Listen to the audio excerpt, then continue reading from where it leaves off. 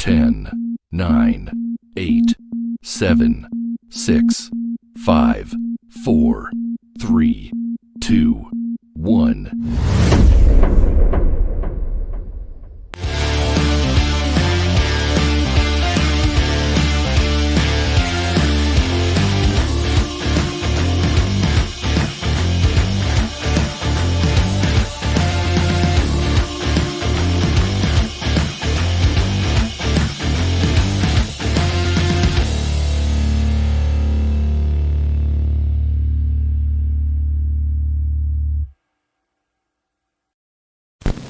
The year 2000. America is a vast speedway. People line the streets to witness the greatest drivers on Earth in a race from sea to shining sea.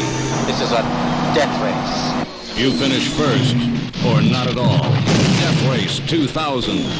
Every car a deadly weapon. Every spectator a potential point.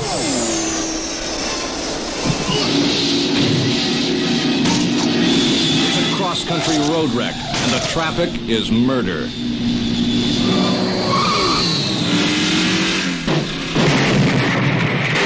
Who are you, anyway? Frankenstein. National hero. Best driver on Earth. I don't want you to die. He was built by the world's finest surgeons to drive the fastest car ever designed, and nothing can stop him now. Death Race 2000, rated R.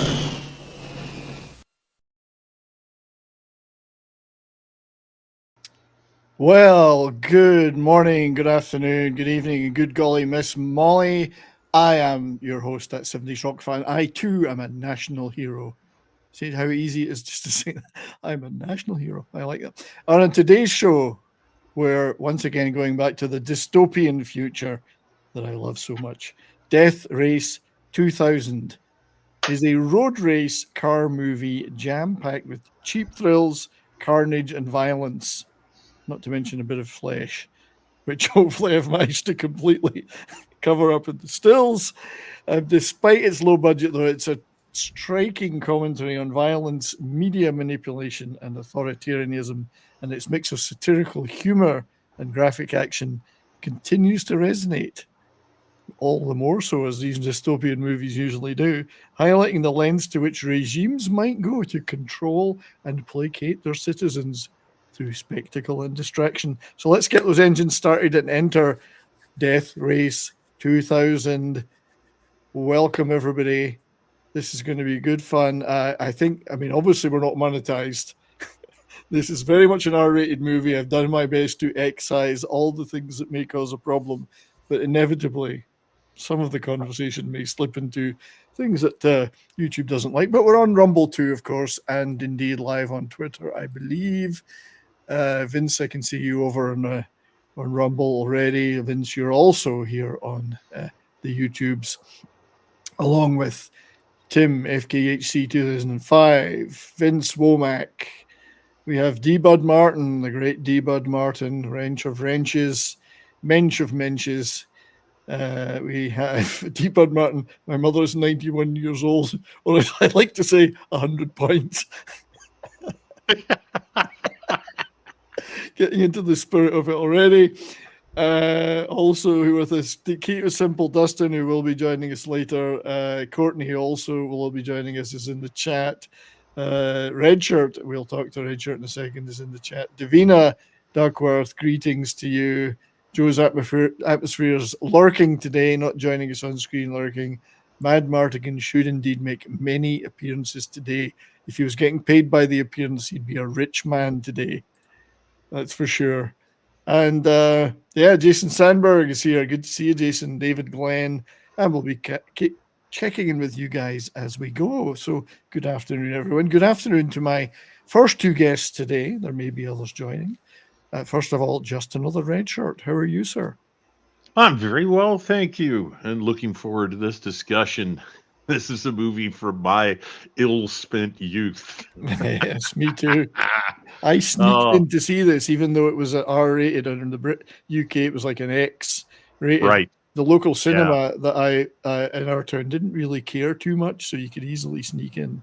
So I saw this at the cinema. Shouldn't have. I couldn't I couldn't get into this at the time.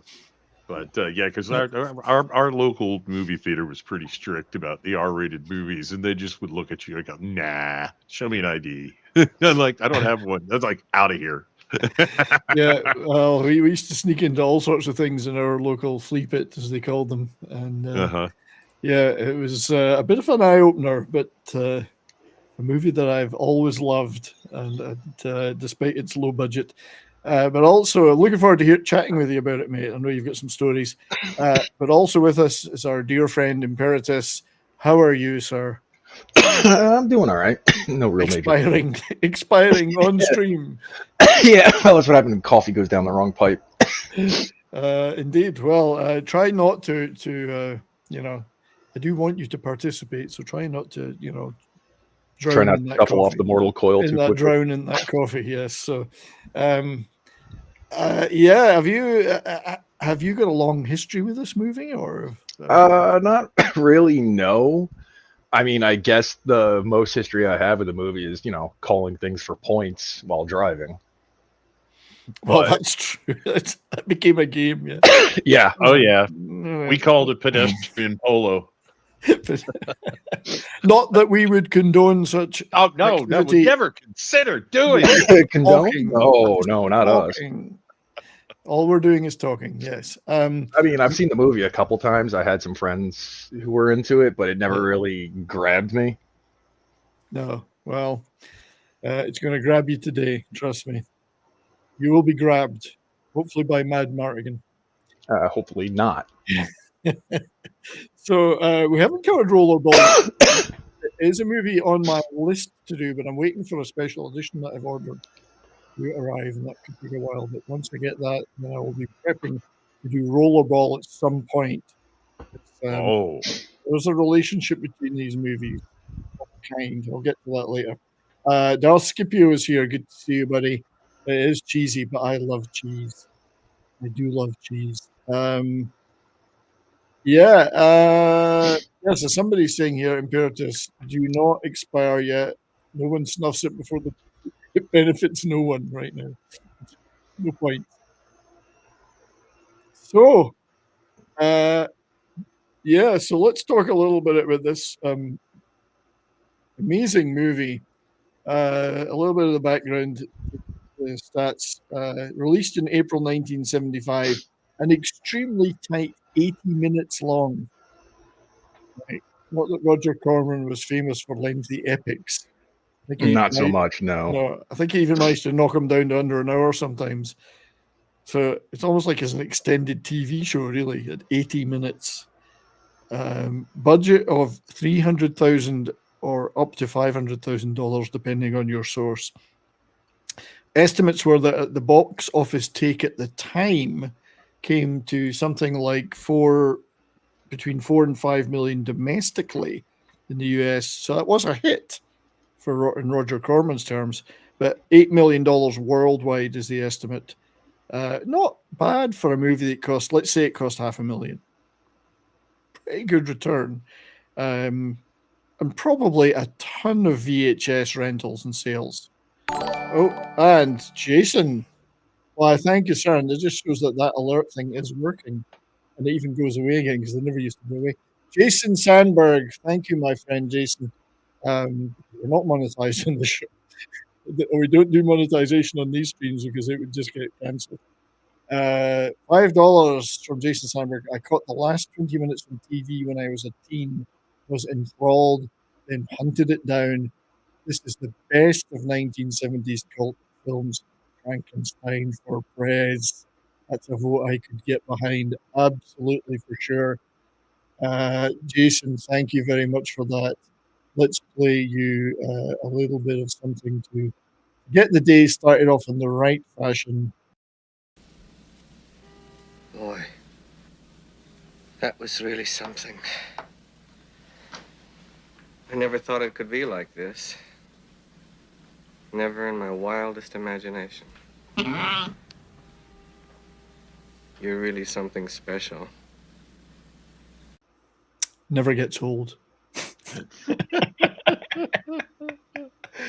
So, yeah, I mean, for Corman, by Corman's terms, not necessarily his biggest success in the 70s and 80s, but I think there was a couple of motorcycle type movies, like the Wild Ones.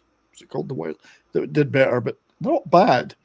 And I do love some of the poster art for these in the different La Cosa della Morte. This one's particularly good. As time went on, of course, and Sylvester Stallone became more famous, he started to rise up in the rankings of the stars and appeared on the posters till eventually he appeared as the main star in some of the posters. Le Seigneur de la Route. And then this one, as you can see, Stallone, David Carradine is nowhere to be seen on this particular poster. And it inspired, the movie inspired a bunch of imitators, and we'll talk about that later for sure. Some of the other movies that came after and were inspired by it, but also this movie itself was something of a ripoff, because Roger Corman was great at getting aboard bandwagons, but he wanted to be the first to be second. So he'd heard about the upcoming Rollerball movie, which is about a bloodthirsty sport in an authoritarian future. So he wanted to get his take on that story out first. And in actual fact, his plan usually was to beat the other movie out that was the real one, if you want, the one that inspired him. So savagely short shooting times and turnaround to get it into the theater before the movie it's aping. And I think he managed to do that I think he managed to beat Rollerball out there. So Corman was the master of that. I do like the Frankenstein get up in this, making him look like a gimp was always a good move. But yeah, let's talk a little bit about Roger Corman, the cult classic king. This is the thumbnail from a little video I did about him recently. He obviously has an enormously lengthy career as the sort of the master of B movies, but also a huge mentor for many other filmmakers. And he produced this movie through his New World Pictures company that he and his brother Gene founded. He founded that in 1970 after leaving American International Pictures, who he'd had a long relationship with. He wanted to not only be producing, but actually own the company too. Incredible career. I mean, far too many movies to mention. There's a few of my favorites on there, but Death Race 2000 has always been one of my absolute favorites of his. Just because I love dystopian movies. I love science fiction. I love that kind of thing. I love cheesy B movies. So it's got everything, as well as a bit of, lots of cars and a little bit of T&E, as it were. So, so Corman wanted to beat Rollerball to the punch. And he took a story from a guy that he'd worked with before in New World, a writer. There's a story called The Racer by a guy whose name is L.B. Melchior, but he pronounces the L.B. Elb. Like I always thought it was L.B. as in L.B. as initials. It isn't. It's Elb, pronounced L.B. He wrote a story called The Racer, and that was quickly seized upon by Roger Corman to adapt for this movie. And yeah, I mean, the inspirations and are there, but no Fantastic Four poster. Stephen King's The Running Man is amongst a plethora of movies inspired by this or taking something from this. But it was also itself as a movie, and I don't remember this event, but it inspired a lot of movies, was an illegal trans American Grand Prix, and you might remember more about that, Red Shirt, than me, but this inspired movies like Cannonball and the Gumball Rally, but there was an actual illegal trans-American race. There was the Cannonball Run. Yeah. And it wasn't, it was usually a time trial. I don't know that they ever actually lined up a bunch of cars and ran it. Um, I think that there were, witnesses required for start time and end time. But yes, the Cannonball Run movies are based on the actual name of the actual race. Guy named Brock, who wrote Okay. for uh, Car and Driver magazine, was one of the founders of it. And it was crazy. I mean, it they literally did. The record. I think the record on it, set by the guys from Gas Monkey Garage, or they were in it at least one time. Um, it's about 3,000 miles, and the record is hovering around 30 hours, which means Okay. across all of the pit stops, food breaks, everything, you've got to average 100 miles an hour to get across Yeah. country in 30 hours, and that's what they were doing. I'm And assuming they didn't have machine guns and mounted on the front of their vehicles, though. no, I don't think they did. I think they just drove really fast cars, and they may have had. I think they had surveillance people scattered along the route. The people who did well usually had pit stop crews already ready to go at gas stations. Yeah. I mean, it was crazy. One guy actually put, much like the movie Cannonball Run, I believe one guy actually did put like a 150-gallon self-sealing fuel tank in the back of a panel van, so he'd only have to make a couple of stops. Yeah, I hope he had a lot of empty bottles in the cab then. Exactly. Yeah, one big gas tank and a whole lot of empty soda bottles. Yeah. But yeah, the people did all kinds of crazy things to do it, So it and kind of caught a wave. Corman caught a wave there with this because and so did Melchior, who wrote the Racer. It wasn't just yeah, hey, there's a dystopian brutal sports movie coming out. The road racing thing was starting to hit, and he got ahead of all of those, I think. And then he made a sequel, Cannonball, yep. also starring David Carradine, known as Carquake in the UK. That's how I remember it, which was made after, it looks very similar to Death Race 2000. Yeah. So yeah, known as Carquake, the number one death racer. Yes, Carquake. You had the remake eventually, of course, the reboot remake. Couldn't call it Death Race 2000 because it was made in 2008. It's actually not a bad movie. It's not bad. I've got a copy of it. I like it. Then he Yep. made his own sequel a few years ago called Death Race 2050. He made it in 2017 with Malcolm McDowell. Malcolm McDowell playing a very orange man bad figure. Uh-huh. But then, of course, Rollerball, which came out not long after. And again, a movie I do love as well. Very much in that vein of dystopian, authoritarian, bread and circuses. And obviously the guy like James Caan here or Frankenstein ultimately rebelling against the very system that's promoted him and supported him. So yeah, lots of and there are other things people in the chat have been mentioning, of course, too.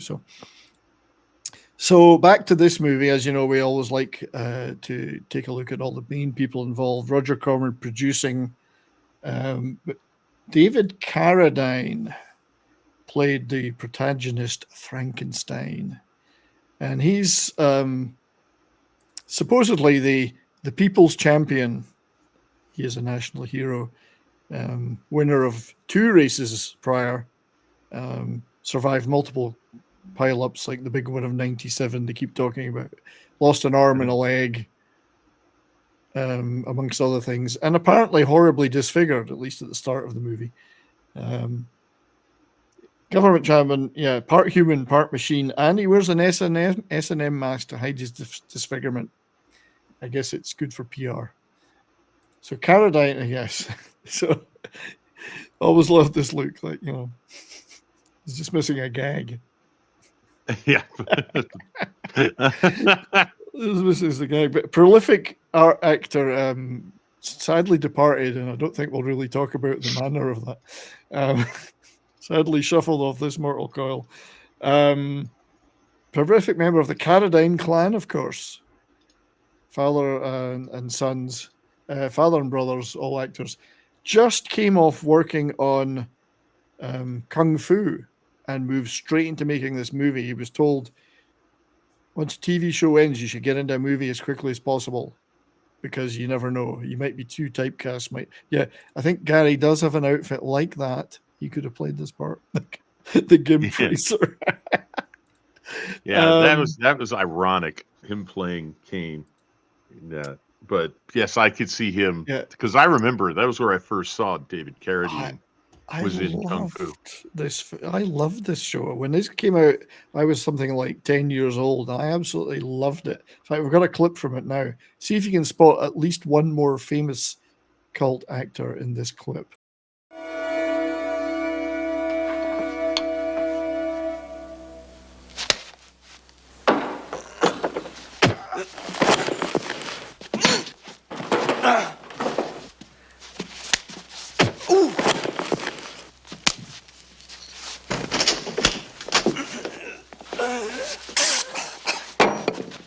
Stop. So James Hong making an appearance there. He appeared in lots of episodes of Kung Fu. Yes. The combining of Westerns and the martial arts craze. Gold dust, absolute gold dust for TV. But you could never get away with this now. David Carradine playing.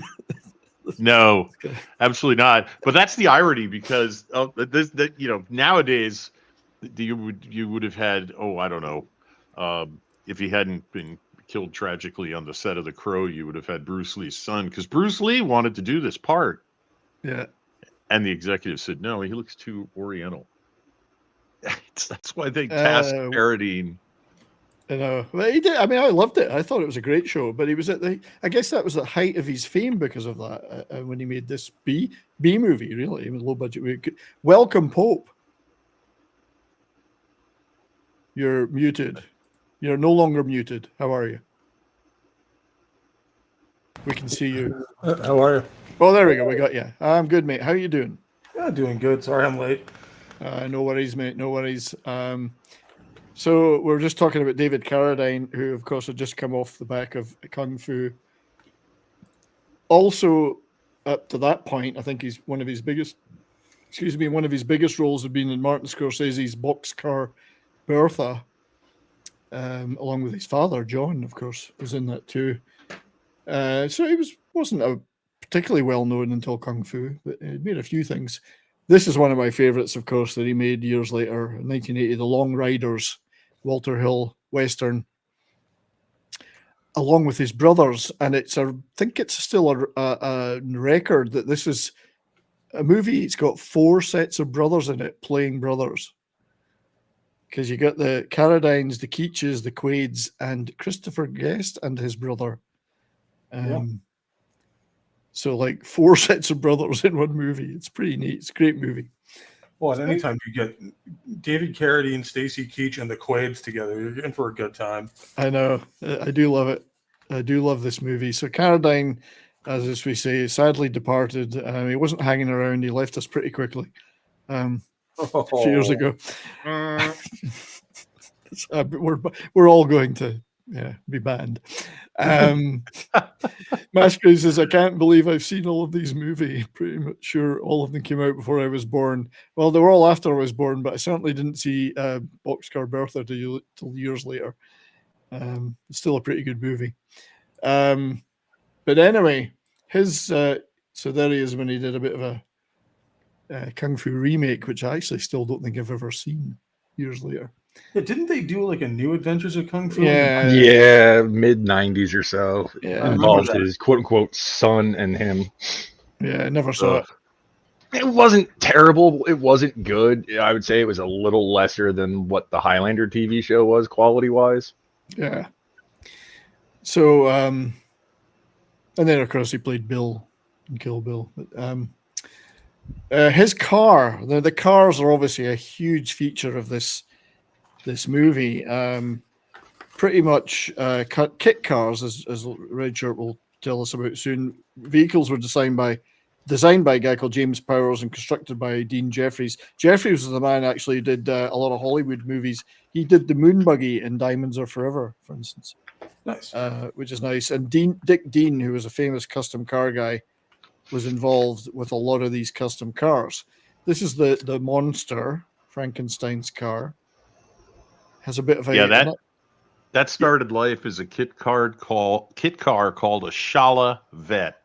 So it's based on it's loosely based on a Corvette, which they then customized quite extensively.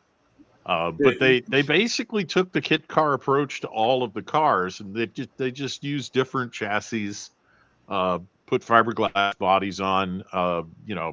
Let's see, the Dragon car there and Joe Viterbo's machine gun car were rebody Volkswagens, which was absolutely typical of kit cars back in the 70s. If you wanted to build yourself a kit car, you first had to get your hold of an old Volkswagen and rip the body off of it. And then you had Matilda the Hun's buzz bomb car was based on the Volkswagen Corman Gia. So that was the quote.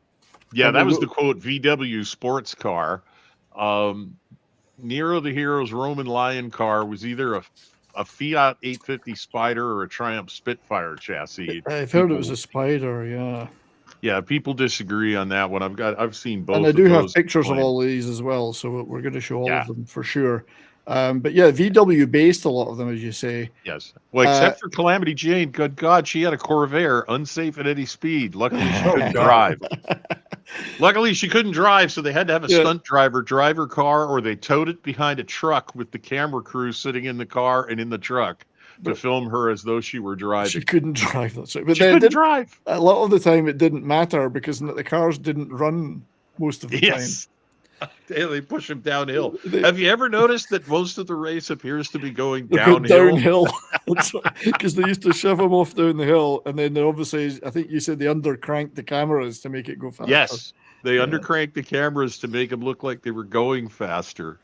And it's comical at times because, a car going past you at 60 miles an hour, it goes by in a certain amount of time. But if it hits a pothole or a bump, the reaction time of the car is different. You recognize, you can see it. If there's something that goes, okay, that's normal. And when you watch these cars and they bounce up and down as though they're literally glued to the road. Yeah. And the suspension is just bouncing. You can hear the bumps in some of the scenes. Yeah. There's no engine noise. You just hear the bumps. Right.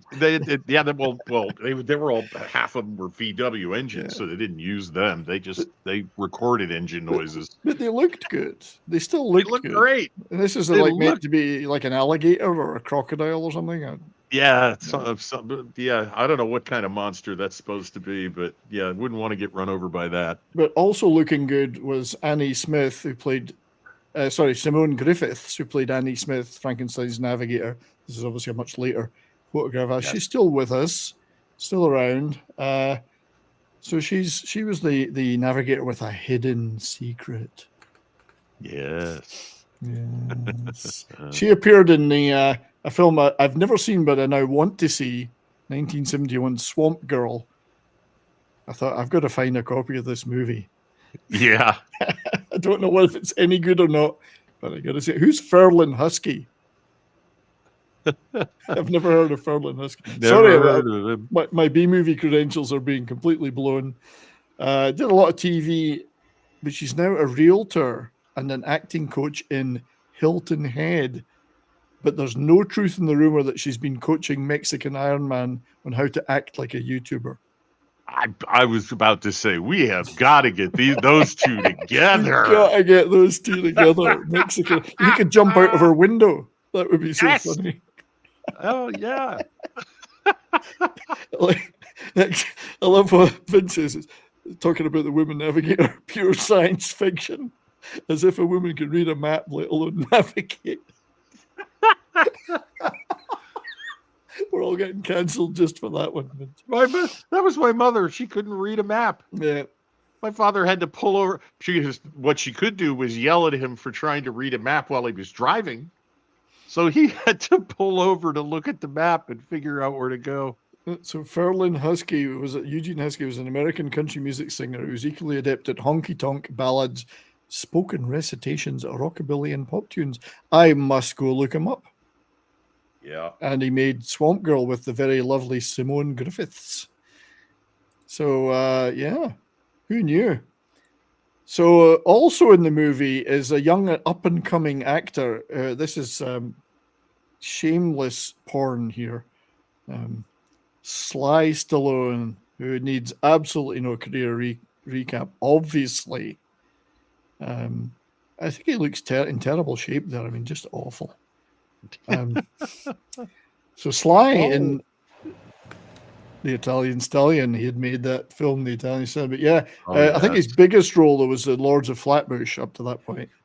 That's what got him this role. Yeah, with his great Corman friend cast him. Yeah, Corman cast him after seeing him in The Lords of Flatbush. Right. With his big friend Henry Winkler. They are still very good friends. Yeah. He plays Frankenstein's arch rival, Machine Gun Joe Viterbo, and I have to say he gives a hilarious performance. Yes, he does. As the perennial runner-up to Frankenstein, and he's got such a chip in his shoulder, but he plays it with absolute, like, over the top. I don't know. It's like the opposite of Rocky. It's the opposite. Oh yes. Oh yeah. He played this for camp. Oh yeah. He really did. I mean, if you were being uncharitable, you might say that a camp role was all that he was really capable of until he managed to write his own movie and play Rocky Balboa. But he really chewed the scenery in this. Well, let's take a little look at him chewing the scenery here. It's gotta be the roughest, tough guy of them all, Machine Gun Joe Viterbo. Here he comes, Machine Gun Joe, loved by thousands, hated by millions. Only living previous winner except for Frankenstein, highest lifetime score after Frankenstein, and he's certainly getting the welcome he deserves. Which is not much of a welcome. Joe doesn't look too happy, but you just can't keep those Frankenstein fans down. Lousy sons of bitches. Frankenstein? Give it to them, Joe. You want Frankenstein? I'll give you Frankenstein. Don't push me. Don't push me. Oh, what an intro. And he's wonderful. He's hilarious in it. Say hello to my little friend. Yeah. No, he is funny in this. He is. He's great. I love it. And as we say, his status in the movie rises over the years as his star billing kicked in. Yes. But yeah, the only living previous winner of the race, except for Frankenstein. And you can moved ahead. So his car is it's called the machine gun, but it's got a very large bayonet in the front and the two machine guns. It's so good. It looks like a Marine made it. It does, doesn't it? Yeah, it's so good. There's no crayons involved. No, but it does have a giant knife on the front of it. That counts. Yeah, Joe was never afraid to get stuck in. Yeah, so he's great in it. I absolutely love him. He does get to fight a black man in the movie as well. So a foreshadowing. Well, he's not black; he's just dressed in black. But foreshadowing. So his navigator, well, his car's a modded Manta Mirage on a VW chassis, apparently. So his navigator is Louisa Mortiz. She's Myra, his navigator. She passed away in 2019 as well. She had a fairly lengthy career, mainly in B movies and TV. She also has a fairly short wardrobe in this movie. Yeah, it didn't require a lot of costume changes for her. Yeah, she was, though, famously played Rose in One Flew Over the Cuckoo's Nest. You can see her there. And she has the distinction of having been in a canon movie. It's a distinction. She played Chi-Chi, or is it Chai-Chai? I'd say Chi-Chi, in Chi-Chi. The canon movie Hot Chili. I do like her outfit in this one. Hot Chili. I don't think that's her on the front, though. I think that's Taffy O'Connell on the cover. But she was in that movie anyway. So we may cover her on the Fat Cannon Film Club one day. So the next, we mentioned it earlier, next competitor is Calamity Jane Kelly, played by Mary Warrenoff, cult movie actress. She worked with Andy Warhol back in the day in the 60s, a lot of his weird movies. Worked with Roger Corman an awful lot. Worked with Death Race 2000 director Paul Bartel. She was in, strangely enough, in Silent Night, Bloody Night with David Carradine's father, John. Oh, so there's a bit of trivia for you. Yep. She was in a ton of movies. I've actually got a feeling she might have been in Rock and Roll High School, which Paul Bartel, the director of this movie, was also in because he was an actor too. So, yeah, she was in Rock and Roll High School. So that's quite a. She you can tell she had a certain demeanor. She was like the tough, not the blonde bombshell like the one we just saw. So, yes. So her car was the Dust Bowl, as you mentioned, Redshirt. Modified Manta Mirage with a VW chassis. There it is. With the ring through the nose, which I think is a nice touch. Oh. Yeah. Are you going to get to Nero the Hero? Oh, we are. But I'm going to show the intro of Calamity Jane. Okay. Let's see her. Do I hear the sound of engines? It's Calamity Jane Kelly, queen of the road, at the wheel of that mean old ornery stud bull. The stud bull. That's your lot. The stud bull. It doesn't show. Hang on. There we go. It doesn't show whether or not she's got anything dangling off the back of it at any point. Would that make it an ox? Possibly. Yeah. So the stud bull. Yeah. So there's 5 competitors. So we've covered 3. Mary. So Calamity Jane.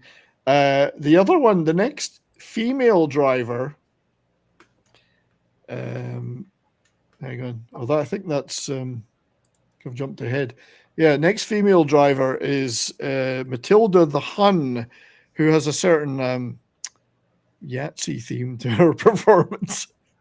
Yes. Be a little careful with the editing of some of those images. And there's a strong following, all waving certain flags of her. Played by Roberta Collins. She also passed away in 2008, sadly. Lots and lots of B movies, exploitation flicks. Here she is as Matilda with a cropped picture, so I don't see her helmet. Yeah. She was in Caged Heat, which I've always thought looks like an interesting movie for various reasons. Mm-hmm. Her car is the Buzz Bomb. It's a Volkswagen Carmen Ghia convertible with a V1 bomb shape. Yes, the Buzz Bomb. Yeah. Oh, right. So Vince is saying in the scene after you see Calamity Jane's navigating getting off, you do see something dangling under her car.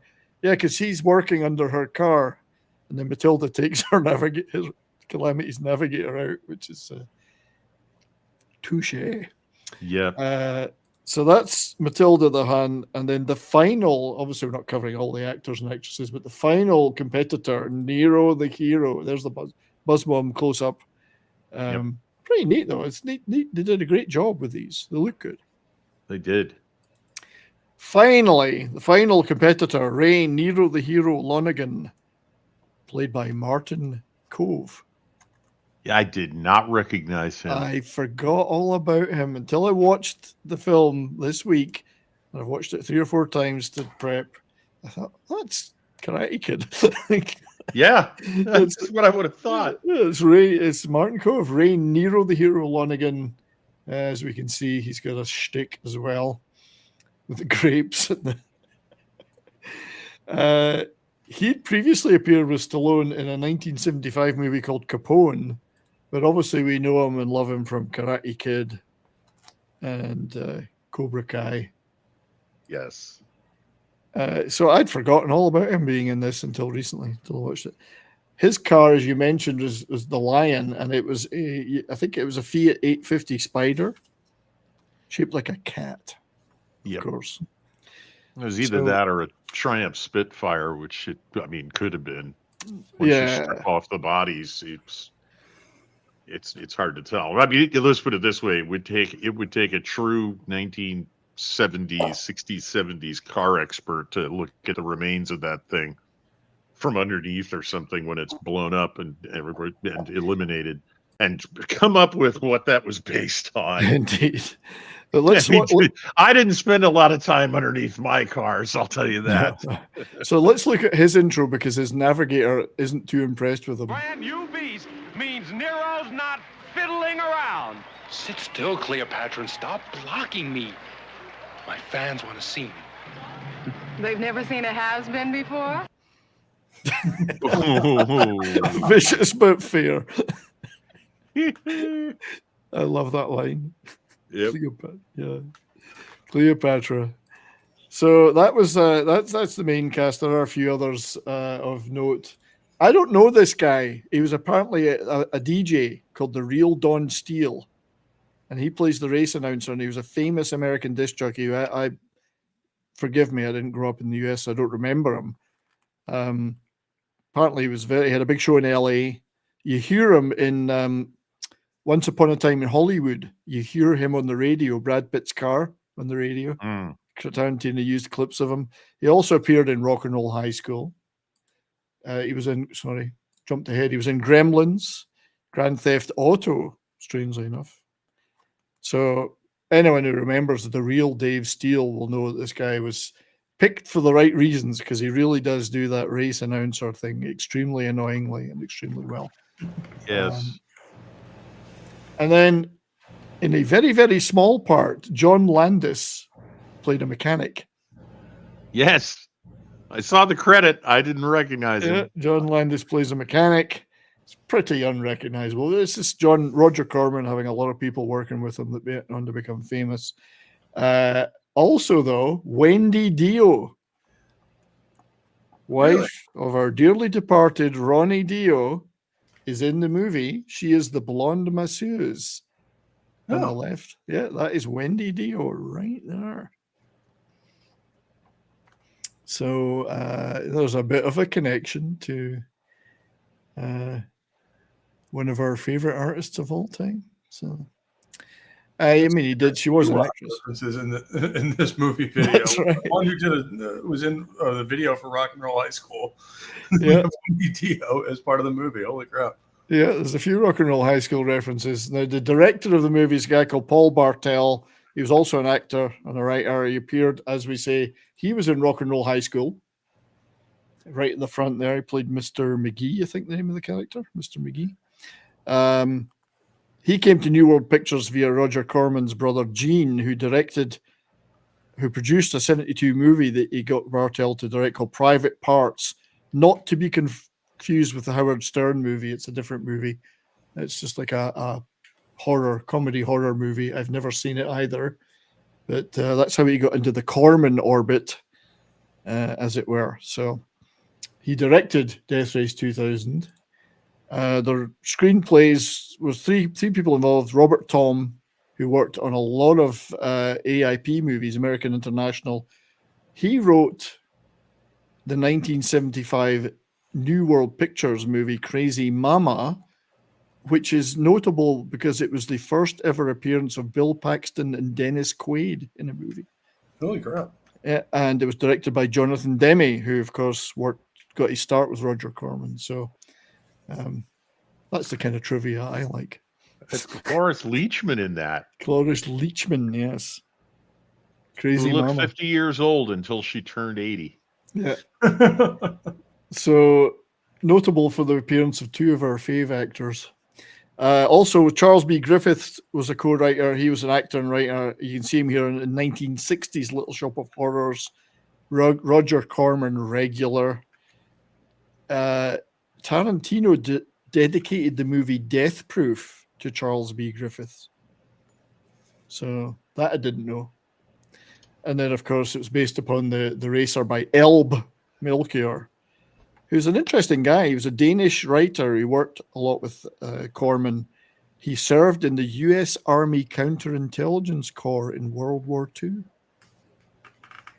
So, interesting guy. And he wrote all of these movies that we can see here. All of them, of course, very highbrow, Shakespearean, Oscar-winning. Yes. I do like Robinson Crusoe on Mars. I think it's a great movie. Oh, Big Dave K. How are you, buddy? Cloris Leachman was from Iowa. His own stomping, your own. Oh, very good. Didn't know that. No. Oh, I didn't know that Stallone had an uncredited in Cannonball. Sorry, I'm going to have to watch that again then. Cool. That's very cool. Cool trivia. We love trivia on this show. We love it. But there, I mean, like all Corman movies, there's a lot of talented people behind the scenes, which actually makes the movies more than they would be. I mean, obviously, they're working for pittance. This is the director of photography was Tak Fujimoto, who's a Japanese-American guy, interned in World War II. He started off in low-budget movies, but he became a big cinematographer, worked with Jonathan Demme a lot, did Ferris Bueller, Science of the Lambs. He did the Replacements, which is a cinematography on Replacements, great movie, and the John Adams TV show. So top-notch cinematographer working on this movie, making the most of the budget.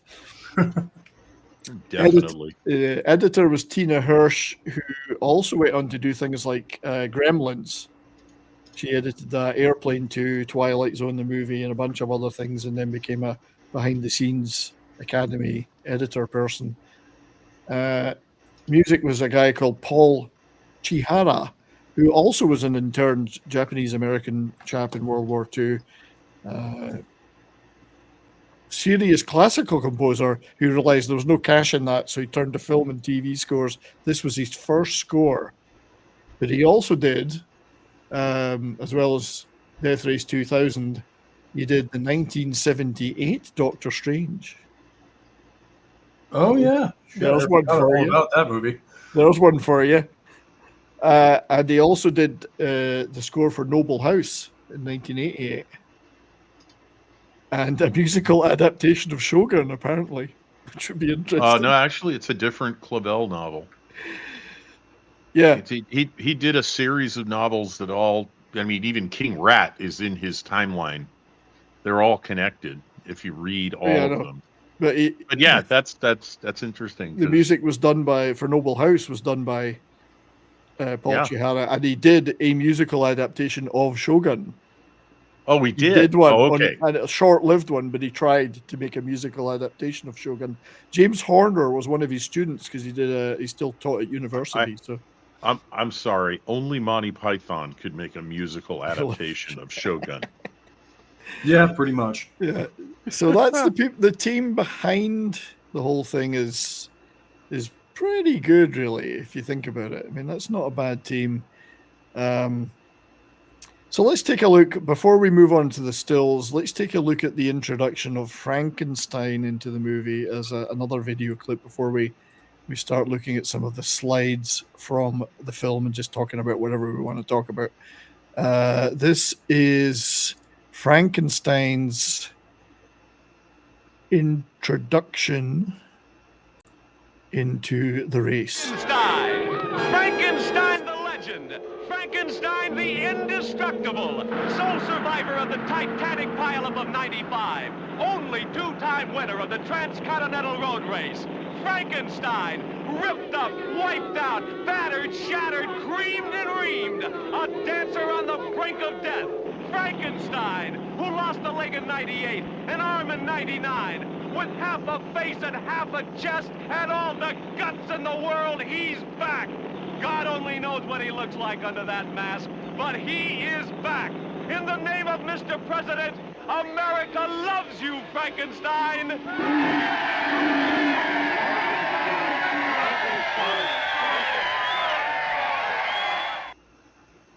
And then he has some pretty pithy comments for Joe at that point. Yeah, putting him in his place. Yeah, so let's get started on some of the stills of the movie and just riff on whatever we want. Stunt coordinator, by the way, was a guy called Ronald C. Ross, he did dozens of movies: Earthquake, Smokey and the Bandit 2, Passenger 57, and the first Bad Boys were movies that he worked on the stunt coordinator. So a pretty good team. I did like the artwork at the beginning there. I don't know who did those drawings, but we're opening in America in the year 2000, which is an authoritarian.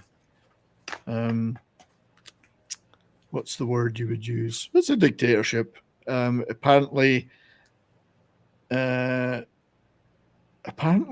president of this America has a winter palace in Peking and a place in Moscow, and the Europeans are the enemy. The French are the enemy. The French. And their stinking European allies, as he says. Yes. Wait, we're fighting the French? Based. We're fighting the French, yeah, based. Yes. Well, the thing is, they would have surrendered immediately. Well, probably. You never know. Every now and again, they put up a fight. John is here. Hey, Das Wolfen, how are you, buddy? I'm doing good. Good to see you, mate. Good to see you. So this actress, this is the media person. Do you know what I find hilarious? Because it does satirize the media really well. Her name is Grace Pander. Yes. She's a very dear friend of mine. She's a very dear friend of mine. She was a bit of a bombshell back in the day too, this actress. But you can see she's obviously not a young lass anymore. But back in the 50s and 60s, she was quite the thing in movies. She went on to be in a couple of Clint Eastwood movies, like Every Which Way But Loose and Outlaw Josie Wales. She had quite prominent parts in those. So. Oh, that's right. Yeah, shit. Yeah, she was in those. Yep.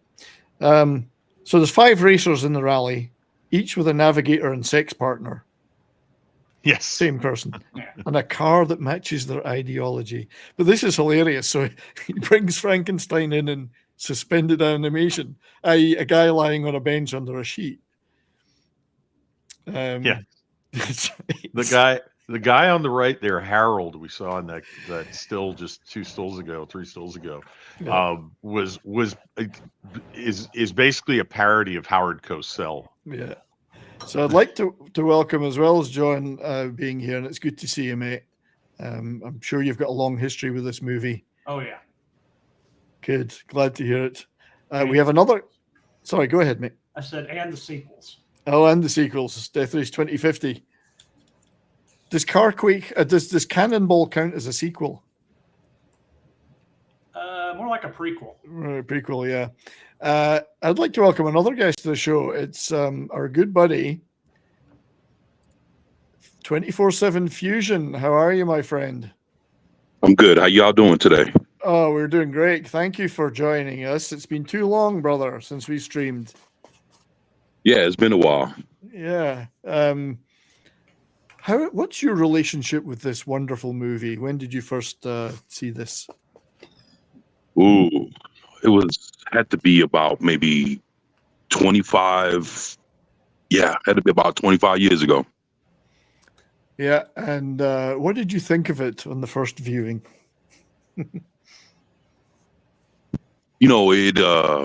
When I first saw it, I just thought that it was very different. It was very interesting. By the time I saw it, there was a lot of, it was, during the 90s. And when I seen it, it was actually a good period piece. It was like, you could tell, like, from when they filmed it, it encaptured the 70s. And I was looking at it and I was like, wow, this is really, the style, the verbiage. And then, of course, seeing Sylvester Stallone and seeing David Carradine in the movie, it took me back. and I was like, and you could see how young they were, and you can just see all the cool like cars, and from that point I could see where a lot of different movies that came afterwards tried to mimic what they had going on, and I just thought it was amazing. It was just, I loved it. And it was and when you sit there and you watch it, you're actually watching two movies. I mean, you're watching two stories happening at once. You're watching what's going on with the drivers, and then you're watching what's going on behind the scenes with the resistance and the president. Yeah, so there's that whole subplot of the resistance, and of course the navigator Annie, and she's mysterious, and then of course Frankenstein himself has motives too.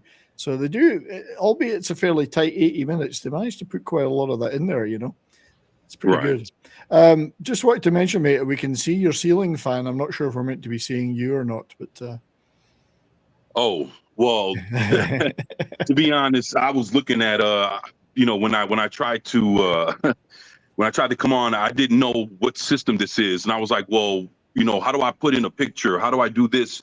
And I was like, well, I can't figure out how to work this. So I mean, whatever, I'm used to StreamYards, and I know this ain't StreamYard, so there was no way for me to try to fix it or understand it. And and then it looks like, am I like an hour late? Yeah, sorry, 3 p.m. Mountain Time, mate. Yeah. Okay, because you told me 4 p.m. I said 3 p.m. Mountain Time, I think, my friend, 4 p.m. Pacific, but not to worry. I appreciate you very much being here. Wow. 4 p.m. Central, which is 3 p.m. Mountain Time. Yeah. Right. I thought it was, man, I like trying to be on time. I showed up late. And I'm honored to have you here, brother. Well, thank you. And actually, I had the whole hour to actually be here. So if I would have known that it was an hour sooner, I would have been there. I would have been here from the jump. Yeah, I did say 3 p.m. Mountain Time, and then we talked about 4 p.m. Central in our chat. Sorry, mate. Sorry if that was unclear. I appreciate you being here, mate. Thank you. Thank you for joining. We've got a long way to go yet, so don't worry about it. Okay, cool. Yeah. So. So it was interesting that the president, they refer to the president of America having a palace in China and a palace in Moscow. Does that mean they're American now in this movie? They don't quite make that clear about the status of those two nations. I think it's more of the globe. It's more like what the globalists want, because at the end, there's a comment from the new president, I won't say who to spoil it, which is kind of silly. It's a 1975 movie, that we're going to return the rule of government back to the United States. I'm going to bring the government back to Los Angeles. Okay. So it's been offshored, and given that this was very much the height of the Cold War, Nixon had just gone to China a few years before. That the idea that the American president would not be in the United States, he would be all shuttling between Beijing and Moscow. It's a bit weird. It's kind of an on the nose.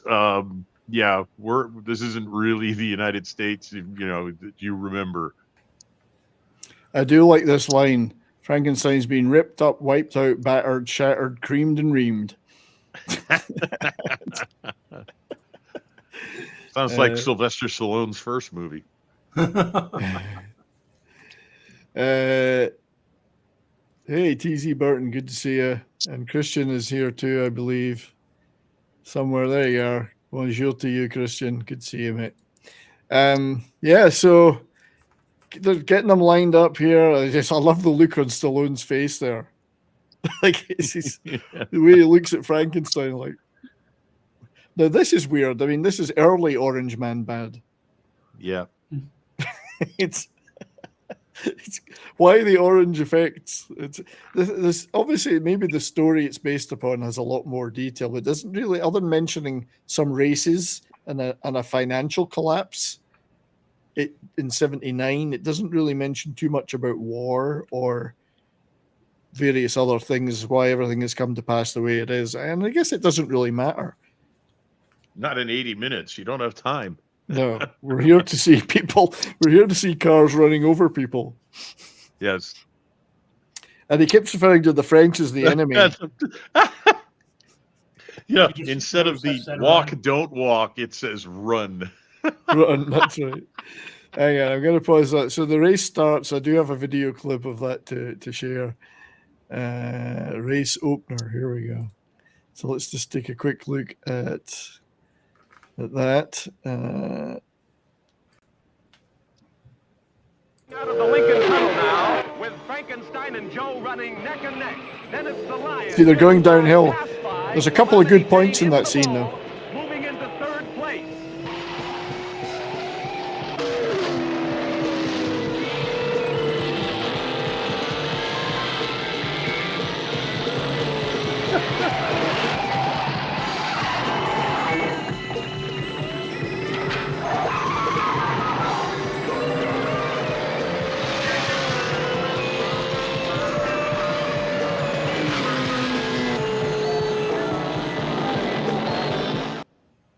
Yeah, they're going downhill bit, as you can see. Yeah, I lived for 21 years in New Jersey at the other end of the Lincoln Tunnel, and I don't remember any place in New Jersey that looked like that. Yeah, it's meant to be starting in New York and ending in LA. As we were saying in the chat before the show started, they should have started in DC. There's a lot of points they could have scored. Yes. In these. So the point system, right? So they do talk about it in the movie, but so scoring system is really easy to follow. Women are worth 10 points more than men in all age brackets. Teenagers are worth 40 points. Toddlers under 12 are worth 70 points. What a heinous thing. Nobody would ever do that. The big score, however, is anyone aged over 75 who are worth 100 points. Yes. So, interesting that the dictatorial government at the time would want to get rid of old and young people, but there you go. Hey, it was a political satire, this movie. So, and it's a bipartisan party. Apparently, he is the president of the bipartisan party that runs America. So, Corman making a few points, I think. Back in the 70s, that was a joke. Yeah. But Exactly. And there's the Resistance. We get our first look at the Resistance, who appear to have a corner of a factory, a widget factory, as their very own base. Now, something I've always wondered is how the authorities follow this race, given that, let's say you're out in the middle of nowhere and they knock somebody over. How do they know that there's points to be had? Is it cameras on cars? Or is it spy satellites? How are they following them? Who scores it? Yeah, I have no idea. Yeah, they never quite make it clear how they're able to surveil all that. It could be done very fairly, like in the NHL, where they just go to Toronto. Yeah. I just don't know how they're doing it. And if they had such good surveillance that they could do that, how can they not see a bunch of rebels in a factory somewhere? This is what he makes. This is where he makes her go out. Oh, yeah. So she takes his mask off pretty early when you find out he doesn't really look all scarred and horrible. That's just an illusion that he's maintaining. But he sends her out to fix the engine because it apparently has to be changed by 3 points per minute or something. I don't know. Go out there and fix it. Okay, come on, Brian. You remember this? That's what you did with the distributor cap. Yeah, you advance. Change the timing by twisting the cap and then clamping it back down. So what he tells her to do is back off the distributor cap 3 degrees, which will retard the spark. Now, why he wants that done, I think he just wants her to be climbing on the back of the car so he can mess with her head. Yeah. But this is before they had computers in cars, folks. Yeah. I thought he just wanted to check her ass out. Yeah, that too. There are worse reasons. So this is possibly everyone's favorite scene in the movie, and they do refer. So they wheel They wheel the old folks out at the geriatric hospital every year. The nurses and doctors wheel them out for the riders. And this is where we start to think Frankenstein's not such a bad guy, because he just goes right through the hospital instead of the old people. Thank you, Darius, for that super sticker. We will just share. We do have the hospital scene. Which, again, they're kind of prophetic, because isn't this just Canada's retirement program now? It's pretty much, that's right. It's Yes. The Mercy Hospital as well. Canada is mentioned at one point in the movie, I believe. I think that they mention it. It mentions Canada and America. What is that? Euthanasia Day at the Geriatrics Hospital. We do it every year. Here he comes! He's coming!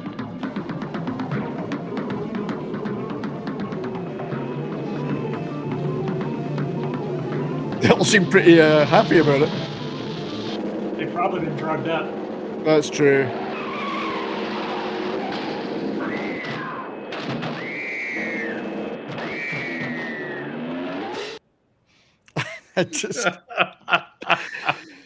I remember as a 13-year-old when I first saw this, that I just laughed like a drain at that scene. It was so funny.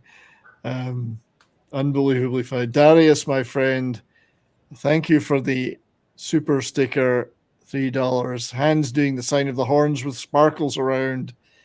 In celebration of Wendy Dio being in this movie. Oh, we even get an alert. It works. So for that, I have to play you a video of some kind. Let's see what we've got here. Your disease. So bit sly. So I love, as the movie goes on, that they try to justify on the media all the different things that they're not expecting to happen in the race. Like, oh, he killed those people. He wasn't supposed to do that. It was the French. Yeah, we don't see that these days. And this is great because it's Nero. His navigator needed more attention, I think. They talk about the Boy Scouts. He says, "Do you know how fast those Boy Scouts move?" Because he missed them. And then the resistance now starting to try and take out the drivers. So they got the old. We're not. They've got the old baby bait and switch, but it's really a bomb. So I do have that in video too. So let's show that one. Oh yeah, Nero's death, which is the first of the drivers. He's the first to bite it, as it were. Yep. How the hell are we supposed to score in this graveyard? You're the navigator. That's your problem. You better think of something pretty soon or else you're going to be out in your ass. It isn't my fault everyone scored before us. You should have gone after that Boy Scout camp like I told you. I tried a goddamn Boy Scout camp. You know how fast those Boy Scouts move? Now here's something more your speed. Gonna be at least 200 points. If they scatter, go for the baby and the mother. We're not condoning any of this, by the way. It's a fantasy movie. The baby! That's it. Come get baby. Bye-bye, baby. Hello, 70 points.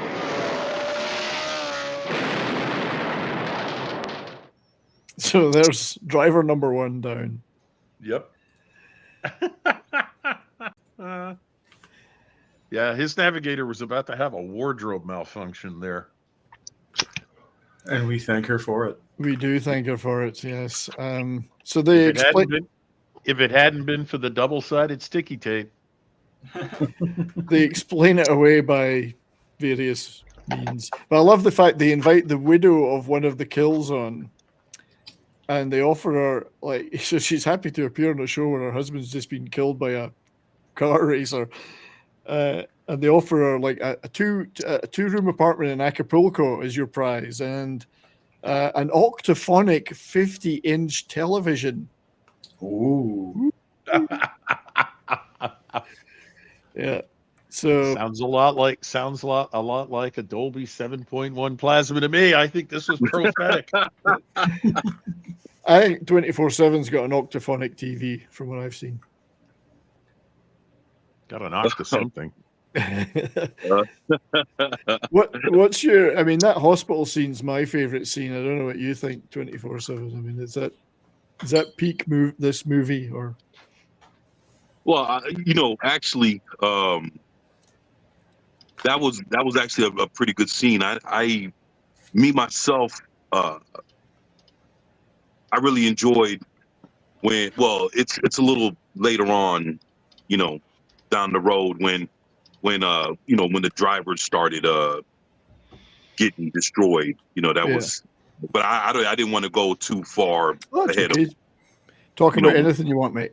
Yeah, we just freely roam through the movie. Anything you want to say, just go for it, mate.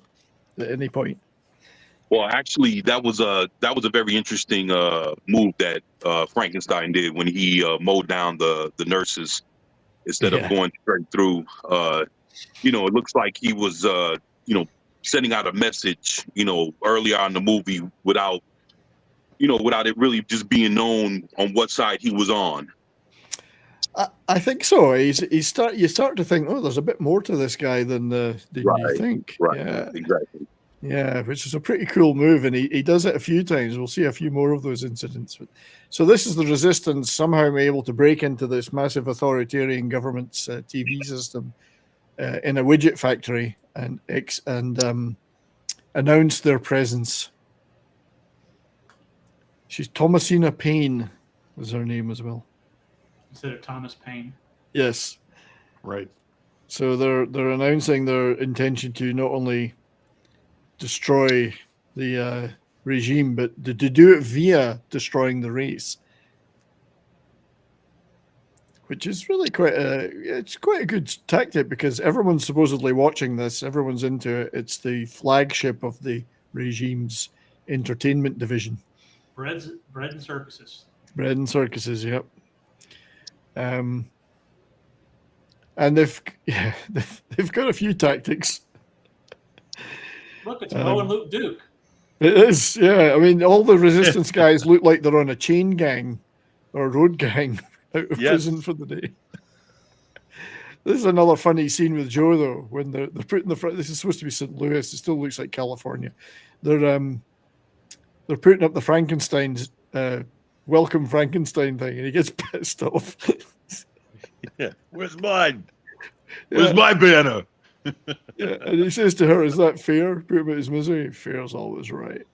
But these are skipping by fairly quickly. My apologies. But the guy, he goes over to the guy. He looks at the other guy working with his friend that's on the road, and he goes, "Should I kill him or what?" And the guy goes, "It's like his own buddy." When I saw that, I was like, "Holy shit!" He just said, "Yeah, fuck him off real quick." I was like, "Wow."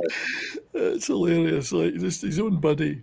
And it's funny. Joe sometimes does say, "I don't know if I should do this. Is this?" And these navigators like, kill them all. She wants to win. He's actually the guy that really wants to win the race. We know Frankenstein's got other motives, but Joe really, really wants to win.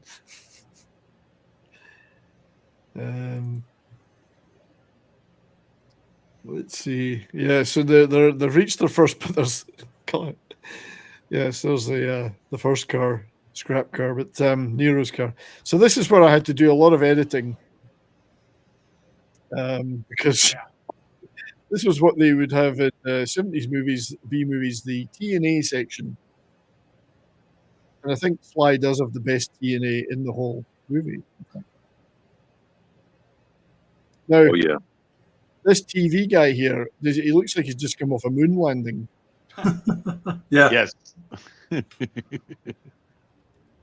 then the full gimp suit. He must be hot in that.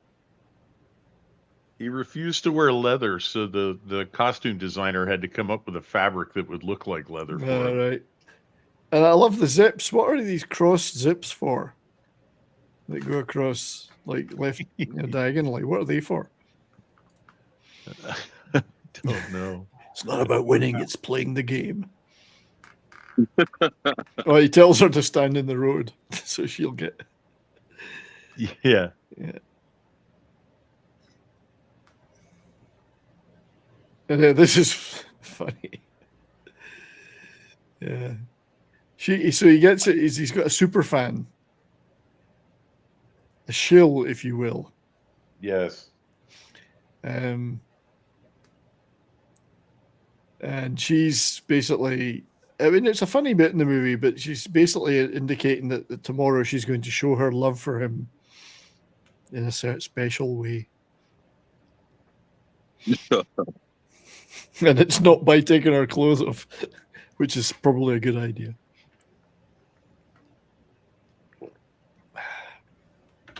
So, yeah, we actually had to skip by some of the. It's funny, I actually. I did have a few mad-inspired images with his in the scenes earlier, and they don't seem to be showing here. So I may well have transcribed these images incorrectly. So my apologies for that, because Mad Martigan made an appearance in the whole section of the massage area. I'll have to call those images up separately, see if I can find them. My movie montage appears to have left those out. YouTube censoring is what it is. I don't know. It's weird. I mean, I normally take like 4 or 5 hours to get the correct images, and it seems to have not given me that one for some reason. Some of them are missing. Let me see if I can find that one. Because we missed the whole the guy doing the Calamity Jane. He was doing the bullfighter thing. Oh, that's right. That's right. Yeah, that wasn't as visible as I thought it would be. Here we go. Okay. I don't know what happened to the Mad Martigan images I did. My apologies, everybody. I had a few more scenes in the massage area.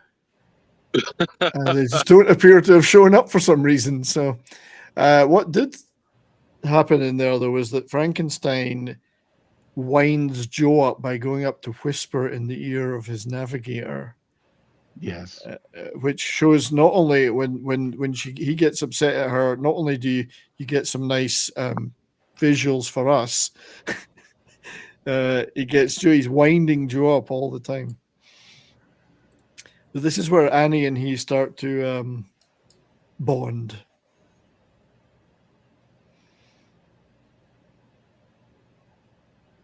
And it doesn't look like his arm came off. I guess they're really good at the cybernetic things.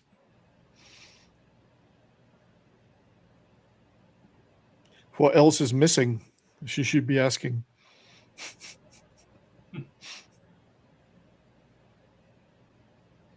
Well, I think by this point that it's obvious that his whole thing for being Frankenstein is just propaganda.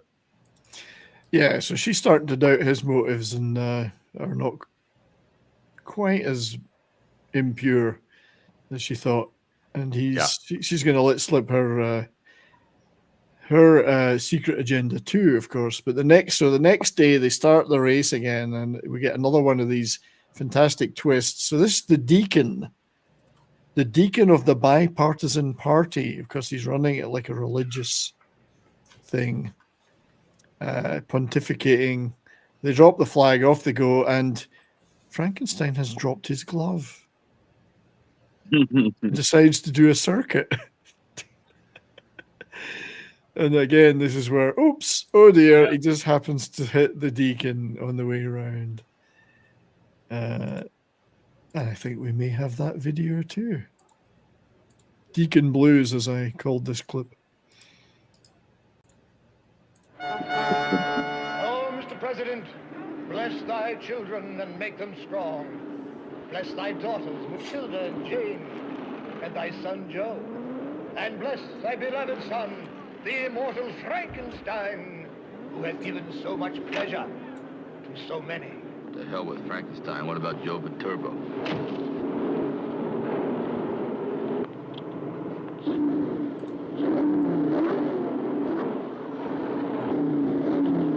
flag is down, and they're away with Machine Gun Joe blasting into the lead on the second lap of the great Transcontinental Road Race. Frankenstein is making a left turn, splitting early from the pack. Look out, all you folks just south of here. Gee, Joe, there's nobody even close behind us. Where's he going? What's he doing? Hey, what are you doing? Where are we going? I dropped my glove. Let not the ruin of thy roads disrupt the tires of thy... You Chrysler! Jesus Christ, I love Ladies and it. gentlemen, by a bizarre It's a good line. Jesus Christ. Yes. our cherished colleague, the deacon of the bipartisan party. I think you did that on purpose. Have to give the fans something to talk about. It's my obligation as a national hero. How many points was the Deacon worth, I wonder? Well, I don't know. They talk about, at first they're talking about, is that legal? Does he can't do that. He can't get points for that. And then as it goes on, somebody sends a note down saying, yeah, that's okay. But it doesn't say how many points he gets for it. I reckon he's probably going to get like 50 maybe. What do you think? Well, I said if you're over 75, you get 100. 100 points. So he was looking pretty old there. It could be over 75. Could be. Yeah, and then one of the announcers says, "My gosh, the race officials from here on out are going to be dropping like flies." That's right. But again, you're thinking Frankenstein's up to something here. Yep. Yeah. So the confirmation came to, I hate him. I love Stallone's face all through this movie. I hate him. Yeah. And then the super fans, here they are, sacrificing themselves for Frankenstein's points. And I think he's okay with that. Okay, fair enough. Oh, here's the three guys playing chicken. Yeah, I love these little set pieces. These are the chicken guys, yeah. It's not going to end well. No. Yeah. I love the last guy who goes to jump through the manhole and they've already put the cover on it. And he's like, oh no. Yeah.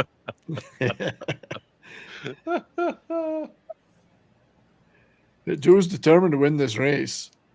Oh, yeah.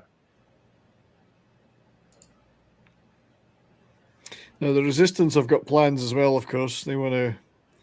She's supposed to navigate him to this place. Because that's when we realize she's working with the Resistance, for sure. And they're going to replace Frankenstein. She's not switched on enough yet to realize she doesn't really need to do that. Right. But he's not having that. Yeah, if I'm not mistaken, didn't he mention that that there's been other Frankensteins before him? He might have because there's other Frankensteins after him in the future. Yeah. Right. If I'm not mistaken, I thought I heard him say at some point when he was explaining that there's been other ones and now I'm the one.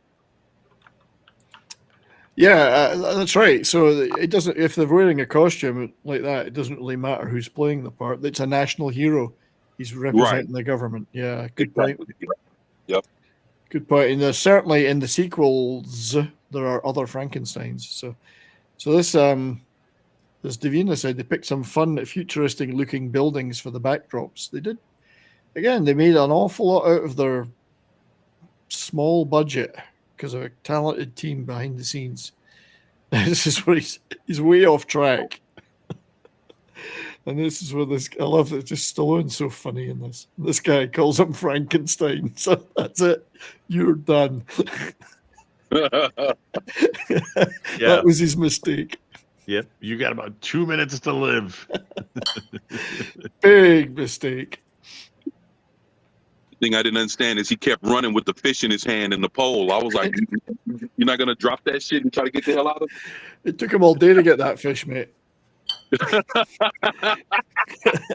And this is another hilarious moment when Matilda kills Calamity Jane's navigator.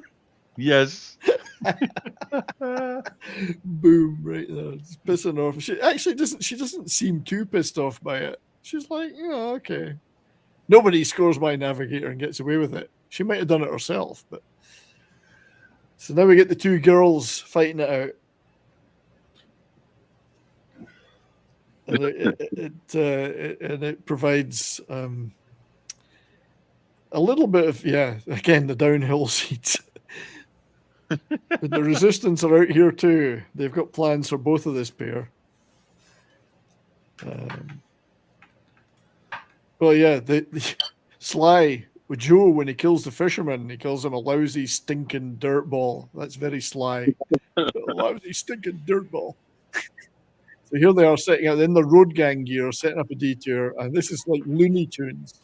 It is. This is the Road Runner. This is the Road Runner. So funny. There she goes through the fake tunnel. Yeah. We've got to watch that. We have to watch that. Oh. Here they come!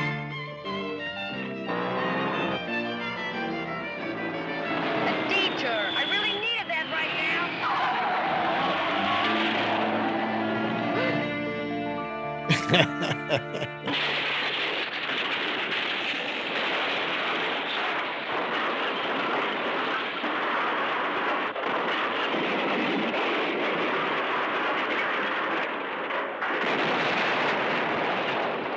And of course, the explosion at the bottom, as there always is. Yeah, but at least this time they had a live buzz bomb on the back of the car to explode. They did. So that's the end of Matilda, the Hun. Another driver down. Resistance is winning. Resistance 2, driver 0. And, of course, they've killed a few of their own navigators, etc. So... yeah. You know, when I seen that part when the car went off the cliff, I was wondering why they didn't put like two dummies in there. It's like when you see the car exploding and rolling, there's nothing in it. Yeah, that's a bit of a mess, isn't it? And you can see the panels falling off it. Whatever, you can tell it's just a chassis with some panels. There's nothing. Yeah. Yeah. I just wanted to go back there. Don't you long for the days when all you needed to do to have fun was have a stick and an old tire? Yep. Yeah. We're going to get to that. Here we go. So that's when they're starting to say, they announced someone's died. Oh, no, they didn't die. It was this or it was that. There are all sorts of deflection going on. How the authorities even know about that was what I was saying, though. They're out in the middle of nowhere. What's tracking them? They don't know which route they're going to take either. They all take different routes. So I'd like to see. They are tracking them somehow because they show on the map where everybody's going. Yeah, and they they're converge listening on St. Louis, and then they diverge again. Yeah, so they got to They know. just don't explain how. No. Courtney, how are you, lass? Hi. I'm well. How are you? I'm good, thanks. I'm not driving, Sentient Dildo. I'm in the passenger seat. There's no... Courtney's doing her own Death Race 2000 tribute. I can't see anything, so it's like this tiny on my phone. Yeah. It's really hot here. That's all I know. So I have to be in the car for the AC. So. All right. Well, thank you for joining us, lass. I'm sure this is your favorite movie of all time. I should have been one of those badass biatches. That's all I got. You could have been Matilda. I like the name Matilda. Yeah, you don't like the last part of her name. It was Matilda the Hun, so that's probably not you. Oh, Matilda the Hun. I did hear that. That's funny. After Attila. I think you're more of a Calamity Jane than you are a Matilda the Hun. However, hi Keto, hi Sentient Dildo, hi Davina, and hi Low Spec. And 24/7 Fusion Media is with us, so we can't see him. Oh, and hey, 24/7. Oh, he's on the thing with us. Hey, I've never streamed with you. It's nice to see you. I'm always in your chat. I thought you guys had streamed. I don't think we have. Have we? It's been about a good year and a half. Oh. Yeah, a year and a half is beyond my memory retention. I don't remember so well. So they do blame Matilda's death on the French and their stinking European allies. The French. Like, obviously, the French can infiltrate authoritarian, heavily armed America to blow up a few cars. Yes. She missed him. She's not gonna hit the kid. So I like that green she's wearing. She looks hot in that little she tight does. outfit. She looked even hotter in the massage scenes, but Yeah, I haven't watched this whole movie, but I was informed that there was lots of naked women. There were lots of naked there women. were, and there wasn't nearly enough of them. Somehow I lost some of those images, the ones with mad on them. I don't know what happened to them, so I apologize profusely. There's less images here than I had prepared, so I think some of them got lost in the turning them into a movie. Hail, you Muslim uncle, good to see you. But yeah, she's Sly still has the best butt in the movie, in the massage scenes. I'm trying to figure out how to share this out, but I'm back here, so I'm going to mute for a second. Oh, okay. So yeah, something's happened to my slides, unfortunately. So my apologies for that. They've all jumped around. But we're back now to where it should be, I think. He talks about pushing her out of the car for 30 points. This is when it's all revealed that she's actually working for the resistance, and he doesn't seem to be too upset. So now the next pit stop, I don't know what city it is. Is it Albuquerque? I think it's Albuquerque. She was a dear friend of mine. Oh yeah, caused by enemies of the people. And then the president's going to make a speech about it. The remaining crew, the remaining bunch are here. And somebody actually cracks a gag at Joe's expense, and he doesn't forget it the next day.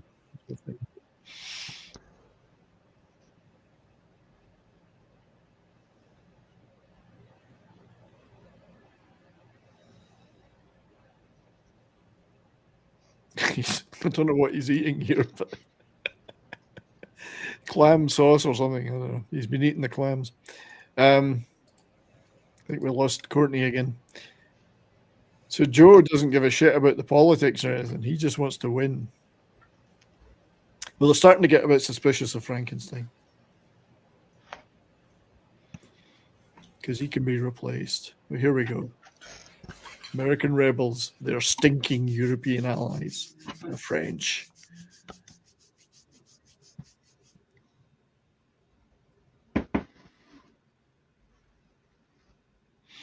And now we get, as I was saying, it's Annie and Joe have got history, because they're talking about something that happened in the past.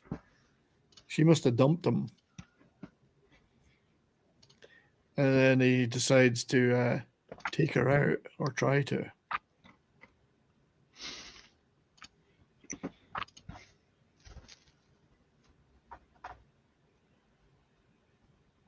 It's just not very Sly, is it? And then, of course, he gets into the fight with Frankenstein. That's what I'm saying. Sly gets an early fight with a black guy. dressed in black. You know? It's pre-Apollo. This one doesn't go so well for Sly. David Carradine beats him up. That would never happen. 2 years later, never happen. Well, you know, it's David Carradine knows kung fu, so he does. Yeah. Yeah, and he couldn't do light contact. Chuck Norris told that story once. Sly says, "How big is the box Sly standing on in this scene?" Who told Sly to eat like that? Yeah, I mean, why was he slathering all that stuff in his face? You know, it's weird.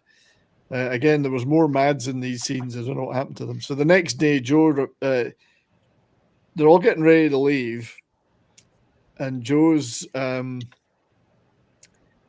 pit crew, one of his pit crew, make a joke about him, and she's doing this. She says it to both other pairs. You make a real nice couple. Good luck out there.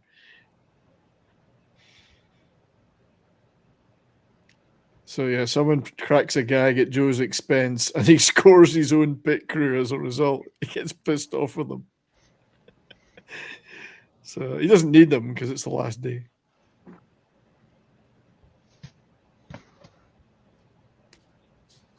New LA is where they're headed. Yeah. He scores his own. Oh, I know what it is. Something the pit crew guy says something about the sticking plaster he's got on, the band-aid, and makes a joke about it. So he decides to take his own pit crew out in retaliation.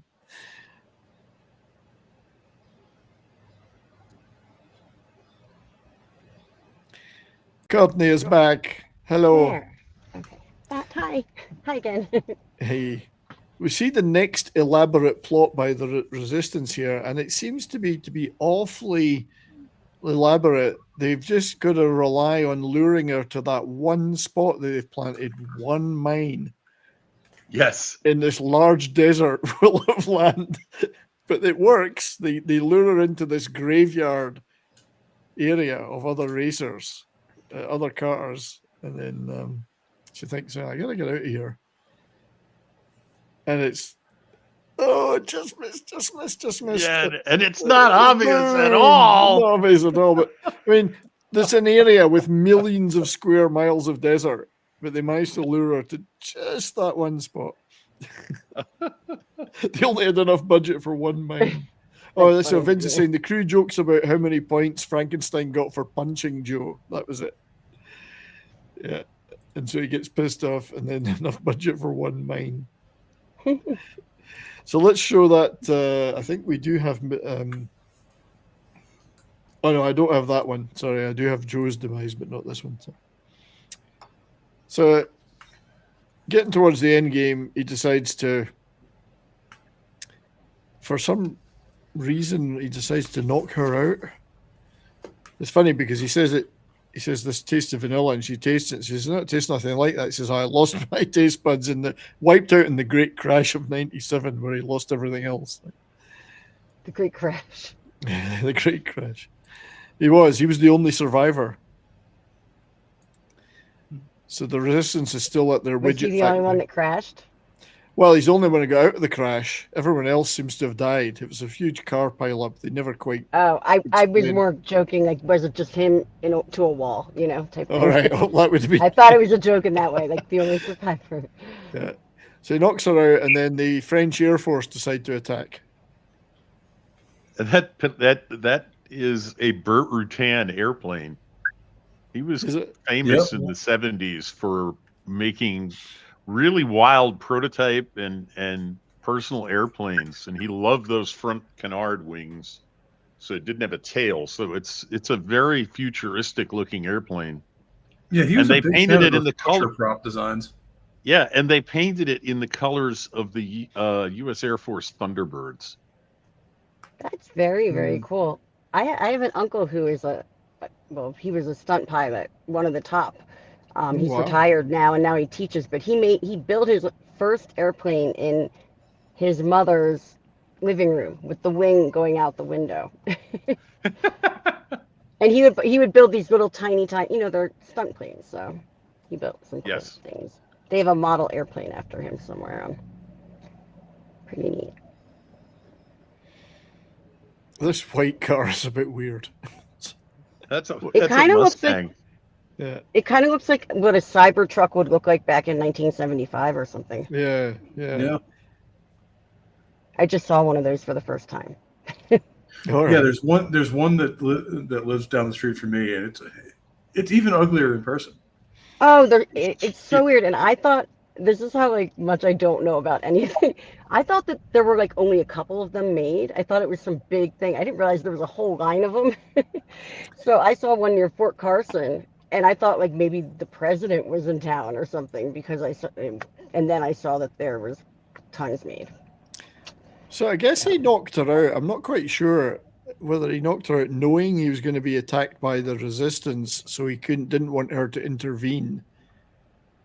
He must have suspected he was going to be attacked, but we didn't see it. The plane crashes into a wall and a cliff in the end and blows up. So he defeats them and gets a lot of points out of it. But then when she wakes up, she's not too happy. Would you be? The attention for according to the radio were attacked by the French Air Force. Like, come on. Yeah.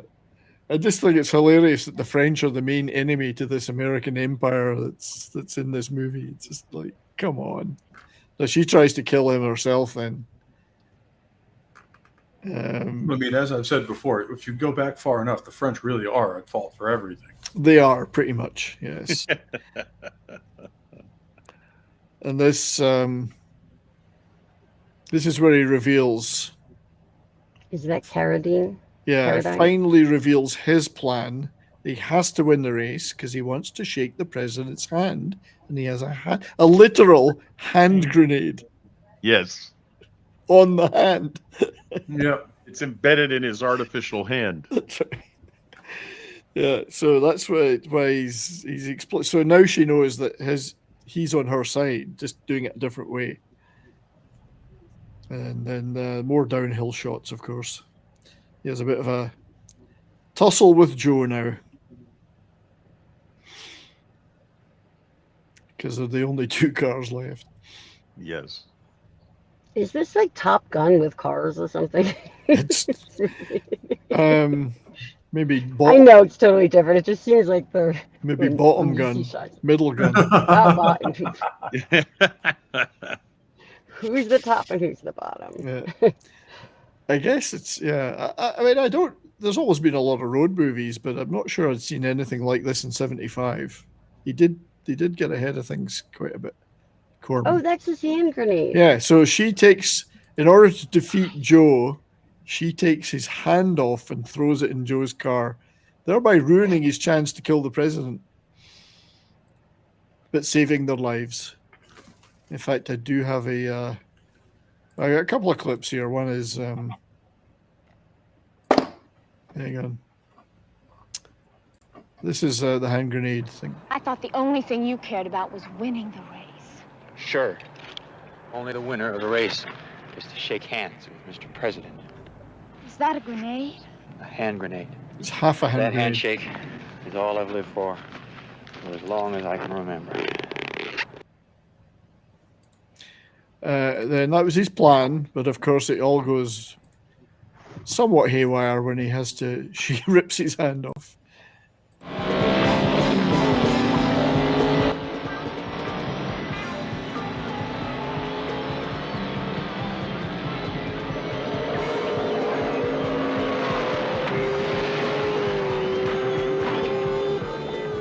Does he always drive like?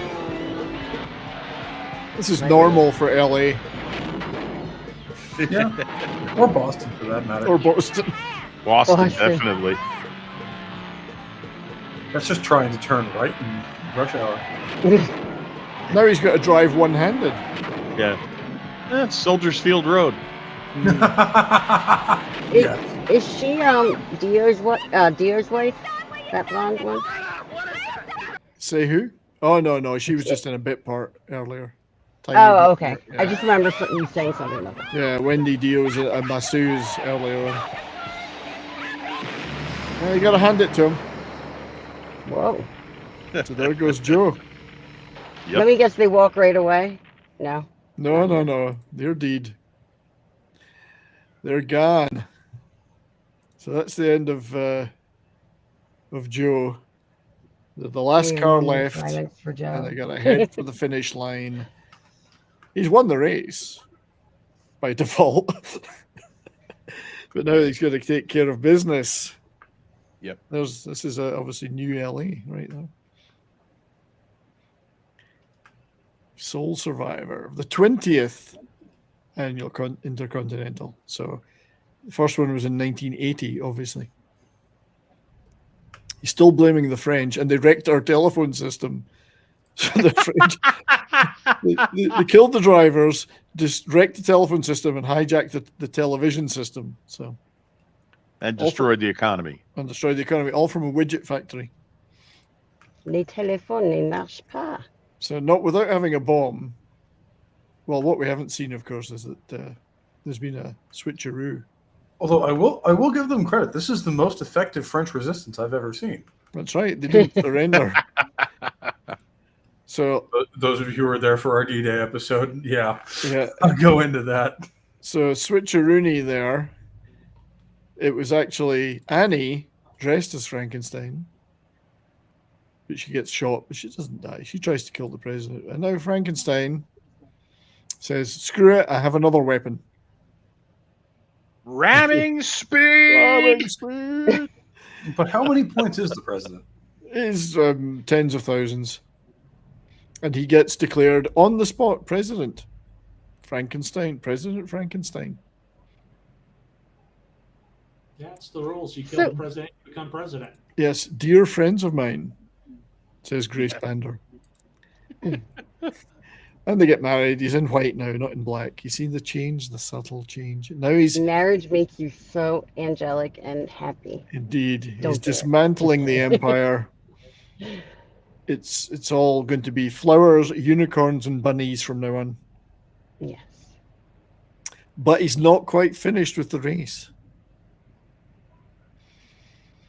Because our annoying DJ can't accept that the race is over, because that's his job. That's all he's got.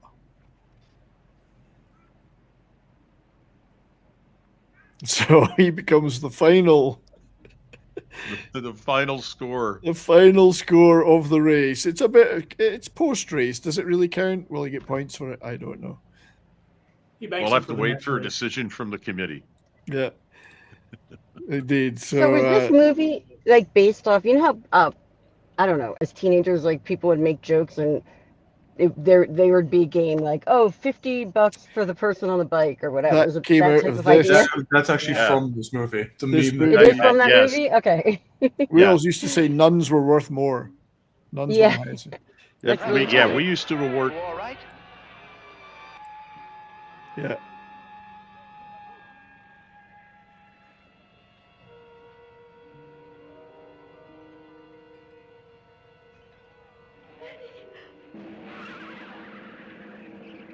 He hasn't got very good security, has he, this dictatorial president? Apparently not. Yeah.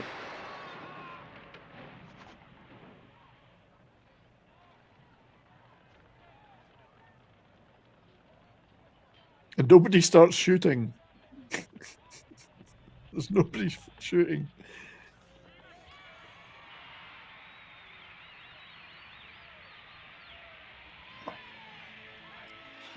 There we go. No. The winner.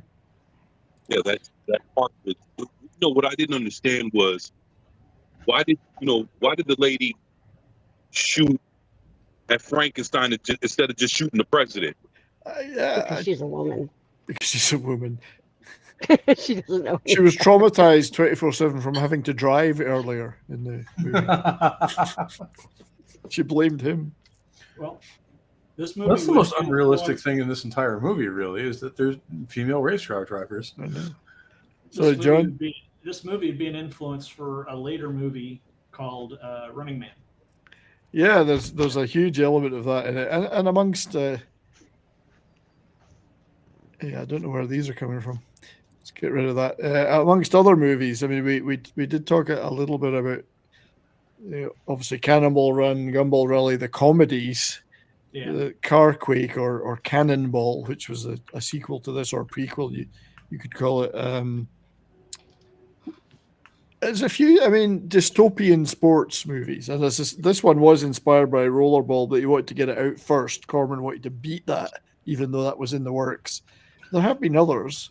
Every ice hockey movie. Although I will say, Cannonball Run would be an awesome thing to see in real life, an actual transcontinental road race. Oh, it would. It would, wouldn't it? I do have. There's been some other interesting things that were either.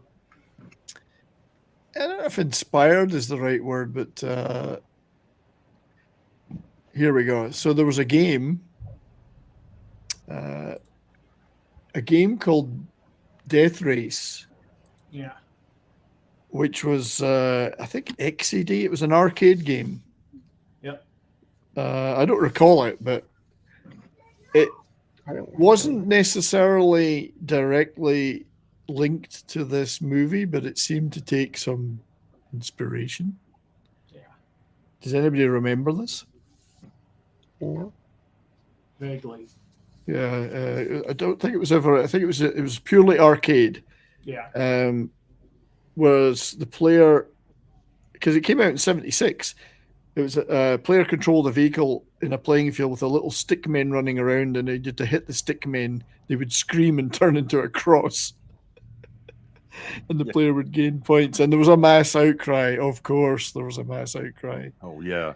I just remember that Spy Hunter game where you had to like drive up into the truck at the arcade. Oh yeah, with the Peter Gunn theme playing as a Yeah. soundtrack for it. Mhm.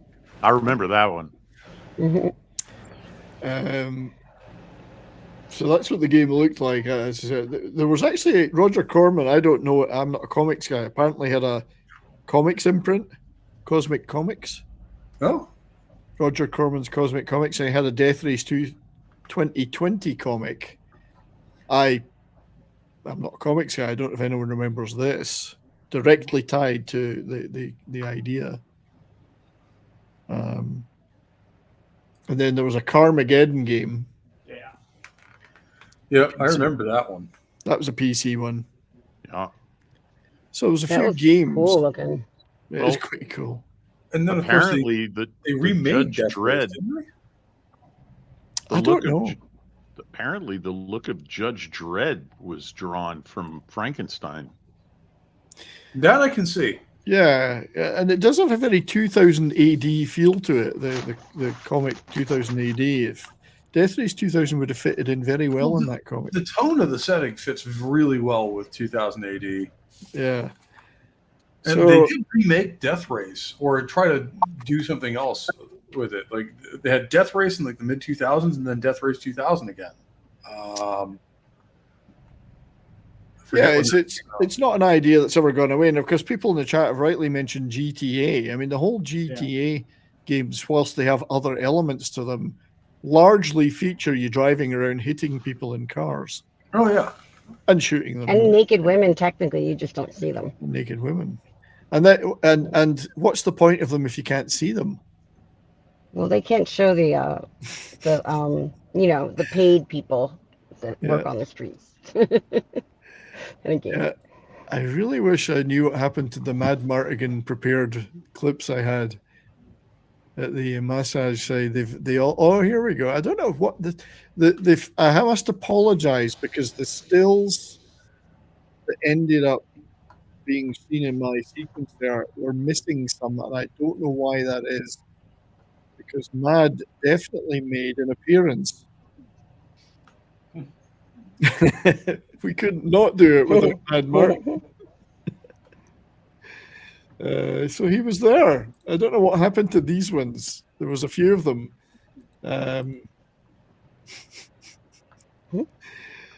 So he's working overtime there.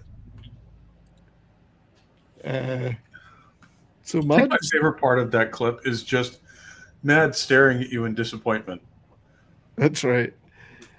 He does have that look of disappointment. So I don't know what happened to those. They were not in the finished product. It's a bit weird. My apologies for that. But they're getting seen now. So that's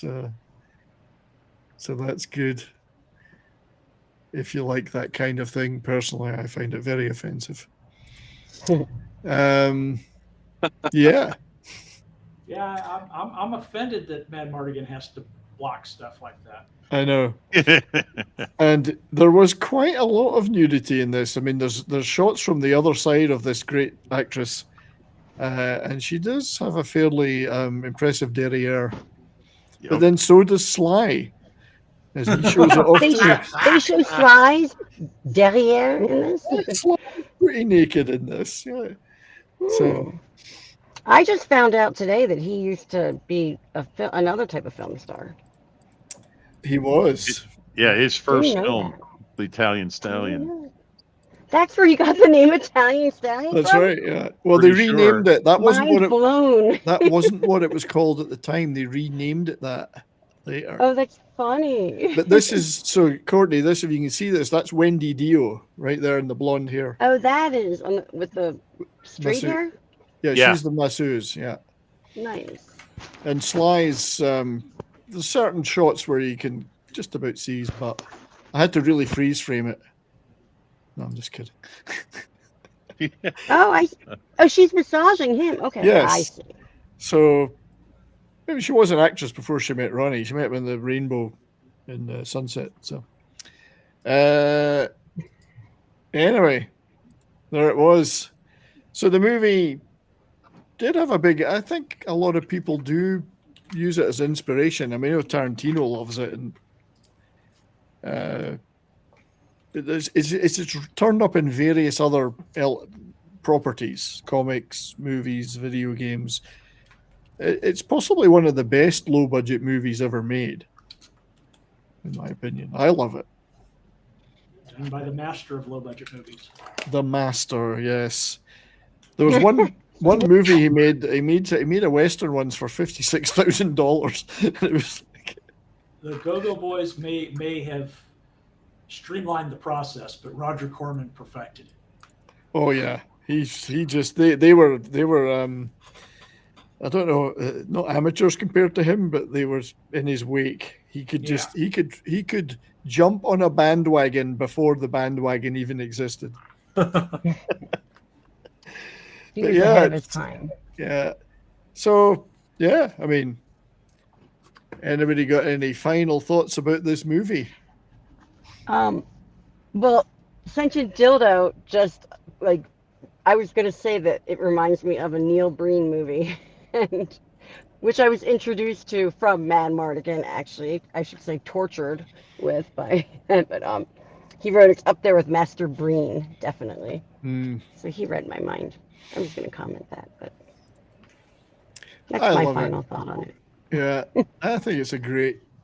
Yeah. So Davina says that the Italian Stallion movie was originally called The Party at Kitty and Studs, but later they renamed it to cash in on Rocky. So yes, Kitty and Stud. I know. I mean, wonder what they were talking about.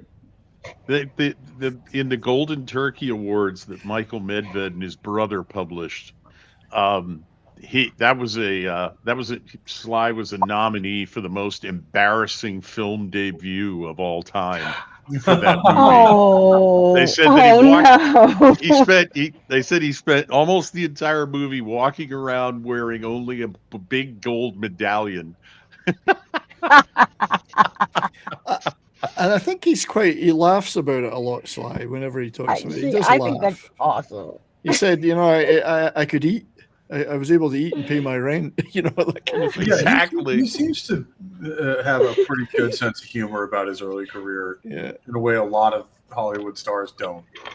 Yeah. Yeah, he does laugh about it. I mean, it's not like it was hardcore or anything. It wasn't that bad, but and yeah, I mean, if we were all faced with a choice of eviction and starvation or doing that, I think we'd all probably at least seriously consider it.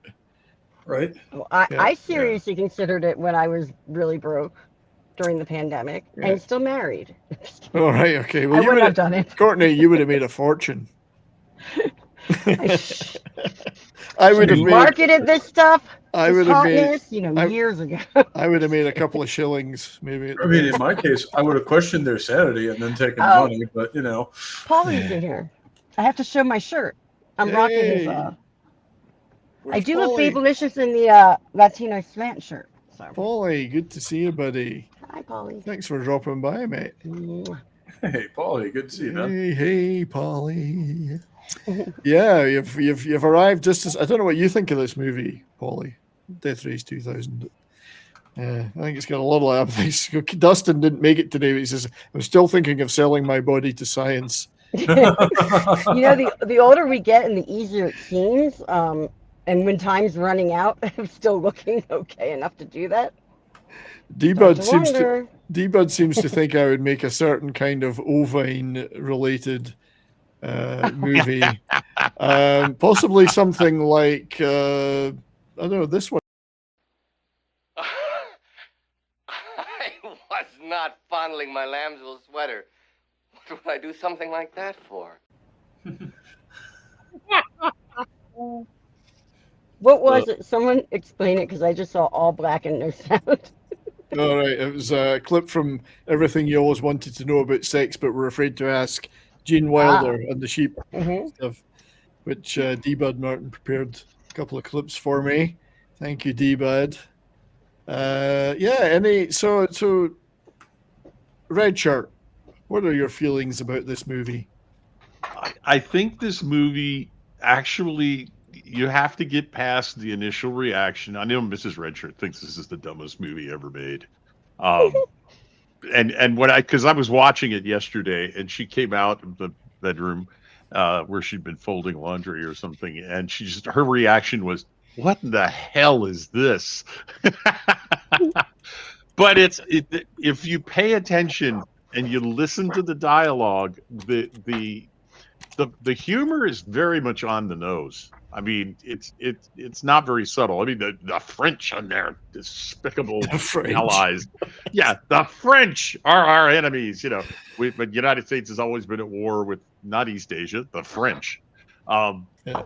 It's just it is such a parody of a satire, really, of the United States, of the government, of the bread and circuses concept, of the boob tube, the idiot box, keeping people entertained with mindless, violent, sexual entertainment, which was a big thing, as you said, in the 70s with people. That was when the whole outcry over movies and video games started. Yeah. When they started trying to make video games that weren't just Pong. Well, you had all the biker movies. You had the Russ Meyer movies. Oh God, yeah, Russ Meyer. Oh. Well, and speaking of the boob tube, Dadman Walking says it's the first boobs he ever saw. It would be amongst some of the first boobs I ever saw on screen, apart from maybe Benny Hill or something. The Carry On movies. I did, Polly. Right. Yeah. So I mean, it is for the budget shows. Obviously, it's very, very much a B movie, but there is some biting satire in it, and if you can get past the ick factor, where Corman, besides the TNA, would have a certain amount of gore in his movies. There's a lot. I mean, that, as you pointed out, a lot of people's favorite scene is at Mercy Hospital, the geriatric hospital, where all of a sudden he veers off and goes through the mezzanine, wiping out nurses and doctors instead of running over the old people in the road. There's a lot of that satirical commentary, yeah. Yes, there is. It's like all dystopian movies. It's got an element of prophecy in it, or truth. Well, in yes. Yes. Well, actually, yeah. After the last several years, I can see a lot of people thinking that would be a good idea. So, Polly may be talking here about Louisa Mortiz, of course, who played Chi-Chi, as we said in Hot Chili. Or he might just love Chi-Chis in general. But yeah, it has for me got enough stuff that you could say, well, that did happen or is happening, albeit and not in the cartoonish way that's presented here, but all the same time, satisfying the thrills and the TNA stuff that people wanted to see, and occasionally in exactly the cartoonish way it's displayed. Yeah. Well, the Looney Tunes bit is brilliant with the fake tunnel. So 24/7, my friend. Apologies again for any confusion about your timing. You'll have to come back and do another movie with us.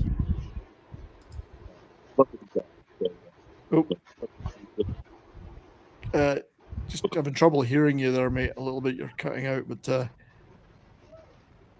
we I see thought your he was hand speaking up. a different language. I couldn't understand. Because I wanted to know what you feel about the movie and its legacy. If you're able to. Actually opened up the doors for me to look back. It made me, like, when I seen it back in the 90s, it made me want to go back into the 70s and see what else Roger Corman was doing. Hmm.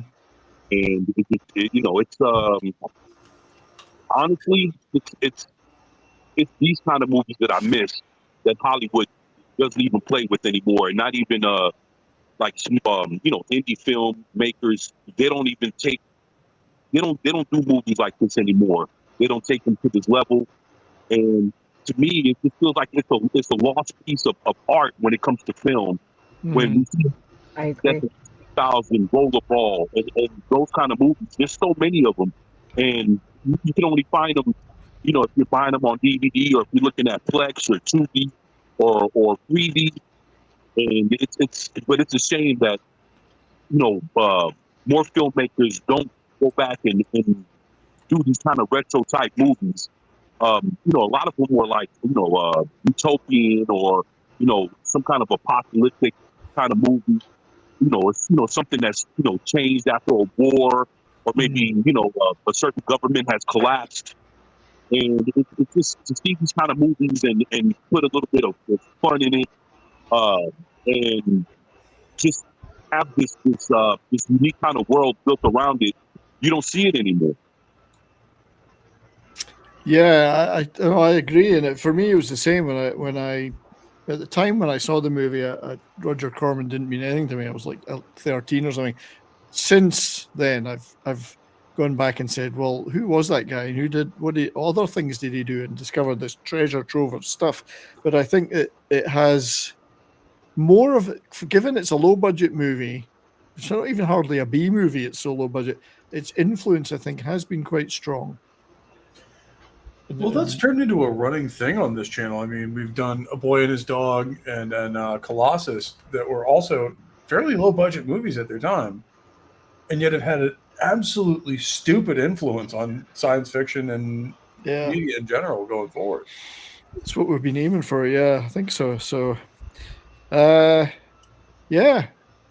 So, bye, DJ. Play nice. Hey, sorry, that's okay. Yeah, see you, DJ. Samurai Cop. Well, I'll put it on the list. Might be a while before we get there, but the list is long. The list is long with many a winding turn. Yeah. So who else? Final shot at commenting on today's movie. Any final thoughts? Well, I learned that Rocky, who I always call Stallone, used to do some interesting films, like this one. He did. He made a few some of his earlier stuff, Lords of Flatbush, whatever. Pretty interesting films. Capone. He did a movie called Capone, which he played a mobster in it. Isn't that weird? Imp. Anything from you? Not particularly. Like I said, this movie never grabbed me when I saw it back in the day. I'm going to have to turn around and give it another watch now that it got a bit more info on it, I guess you could say. Yeah. Cool. D-Bud Martin, thanks again for all the modding you do, mate, and everything you do for this channel. Really appreciate it. You got to go, so have a great night. Great ideas in it. Rises above the schlockiness of its look. Yeah, it's well put. There are great ideas in there. And executed pretty well, the action stuff. So, yeah. So, 24/7, my friend. Apologies, we've had a few issues with your seeing you, and obviously the timing. Thank you, brother, for being here. Oh, it's an honor and a pleasure, and I look forward to coming back. So we want you back, and we'll do a test first, so you and I can get it all sorted, and we'll get you properly on. I would like to just give a plug to your wonderful channel, which I've been subscribed to for a long time, and I've seen a lot of your stuff, and we have streamed in the past, and we must do it again. You're welcome back here anytime, but go check out 24/7 Fusion Media. There's a ton of great stuff on there. He's a good channel. Yeah, it's a brilliant channel. There's a great deal of variety of stuff. If there's anything you'd like to plug for now, mate, just feel free. Yeah, I'm just working on a new video and get off about probably sometime tonight. So other than that, I wanted to thank everybody for being here. Thank you, 70s, for having me here. You know, it was great to be with you again and be around all these great people. And, you know, I'm just looking forward to doing this again. So, you know, I look forward to getting with you and And thank you for inviting me, and I look forward to being back. So My pleasure, mate. You better come back. You better. You better come back. Cheers, buddy. No need to go just now, but I just wanted to make sure you got your channel plugged and we heard what you were up to. So thank you for that. Anyone else on the panel got anything specifically they want to plug? And I would say go subscribe to all these great people. I have one thing to plug, and I suspect you're going to be there tomorrow night at 8:30 Central, I believe it is. Toxic Tuesday is going to be doing the Jean-Claude Van Damme movie Kickboxer. Kickboxer or Bloodsport? Kickboxer. Kickboxer we're doing, okay. Yeah. I had to watch that movie so many times, my brother and my dad. Sentient doesn't want to be plugged. Don't worry, mate. We won't. No. So, yeah, I'll be on there too. Toxic Tuesday, 32 Flavors of Nick Visor's channel. We always have a ton of fun. He's bringing in a big crowd these days. It's a lot of laughs. Which, didn't he just hit 2,000 subs? Yeah, and we're getting regularly 100, 200 people live sometimes. It's a big crowd. So, yeah. Yeah. Great show. Great show. Anybody else? The clock is ticking. I'm just doing my same old thing. We're continuing on with Sunday Night Geekery, I believe, on Sunday nights on Mark D with the C's channel, with the unfortunate loss of Clobbering Times. Well, that is right. We are continuing to do stuff, and this Sunday is the funeral and ceremony in is it Prairieville? It's in Louisiana. I won't be able to be there, but I'm planning with Mark to be the MC of the streaming here of all the footage that people are going to want to stream. So we're going to try and coordinate that through to put it on the Clobbies channel. I'll be like sitting here in the studio to do that stuff. So I'm glad that you're doing that. That's a great thing. If I can't go, I thought I must try, and there'll be a lot of people wanting, and the family do want stuff to be streamed. So somebody has to pull it together at this end. So I'm hoping that will work, and I can do that. Mark and I are talking about that. So I should just say, there's the GoFundMe for to help cover those costs if anybody's it feels like, and I'm sure a lot of people have already contributed. I know I have. So I'll put that in the chat. And keep a lookout for more what's happening with Clobby's channel, with Sunday Night Geekery and other channels that Clobby was a big part of. So his legacy will continue. We'll all continue to miss him, but honor him by continuing to do stuff that he would have liked or been a part of. So, yeah. Anyone else got a plug? Well, I'm still doing my weekly Midnight Mass streams over on the Green app, as we say now. Really, really fun show to do. And it really kind of gives you guys a window into what I listen to and what my actual musical tastes are. And it's kind of a mix of everything. I try to stay a lot more metal on that one, but I do mix in what we talk about on Christian's channel or on this one, if we happen to be doing a band that week. So I tend to mix some stuff in there. And of course, the songs you guys request. So hopefully you'll join me for that. It's a fun little 2-hour radio show. And then, Rock and Roll Religion is still happening in the background. I'm just kind of working on a couple episode ideas right now. Okay, mate. No, Midnight Mass is a great show. I absolutely love it. So good for you in doing that. Yeah, wait till I give him a playlist. Hey, if you haven't seen it, I've been playing things like Emperor, Immortal. Yeah, I play them on my shows on Rumble because of you. So. Good, the corruption spreads. So thanks. The corruption. Yeah.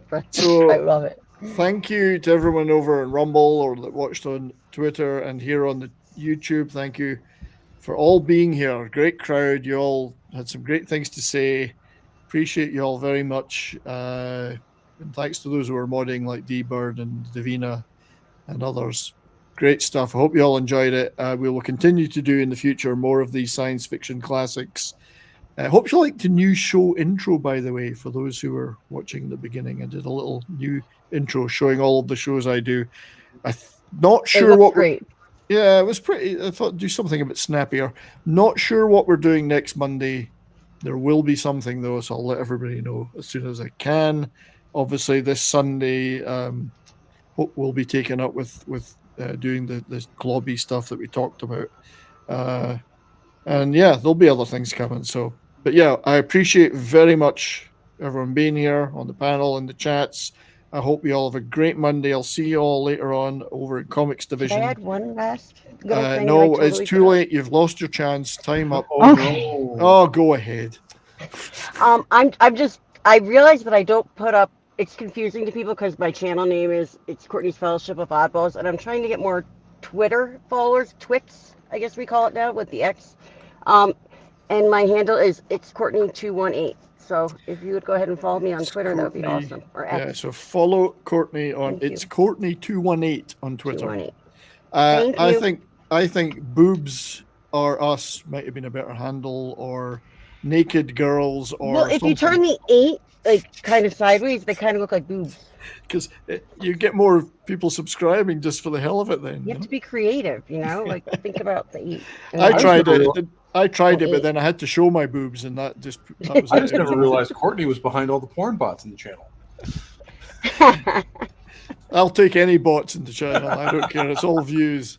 But yeah, thanks, Vince. The intro was not bad for an amateur, an old guy. So so I'll let everyone know what next week's going to be soon. But thank you all for being here. Remember, drive carefully. And I'm not driving. Yeah. So, until next week, stay well, everybody. See you all in Comics Division later. Bye.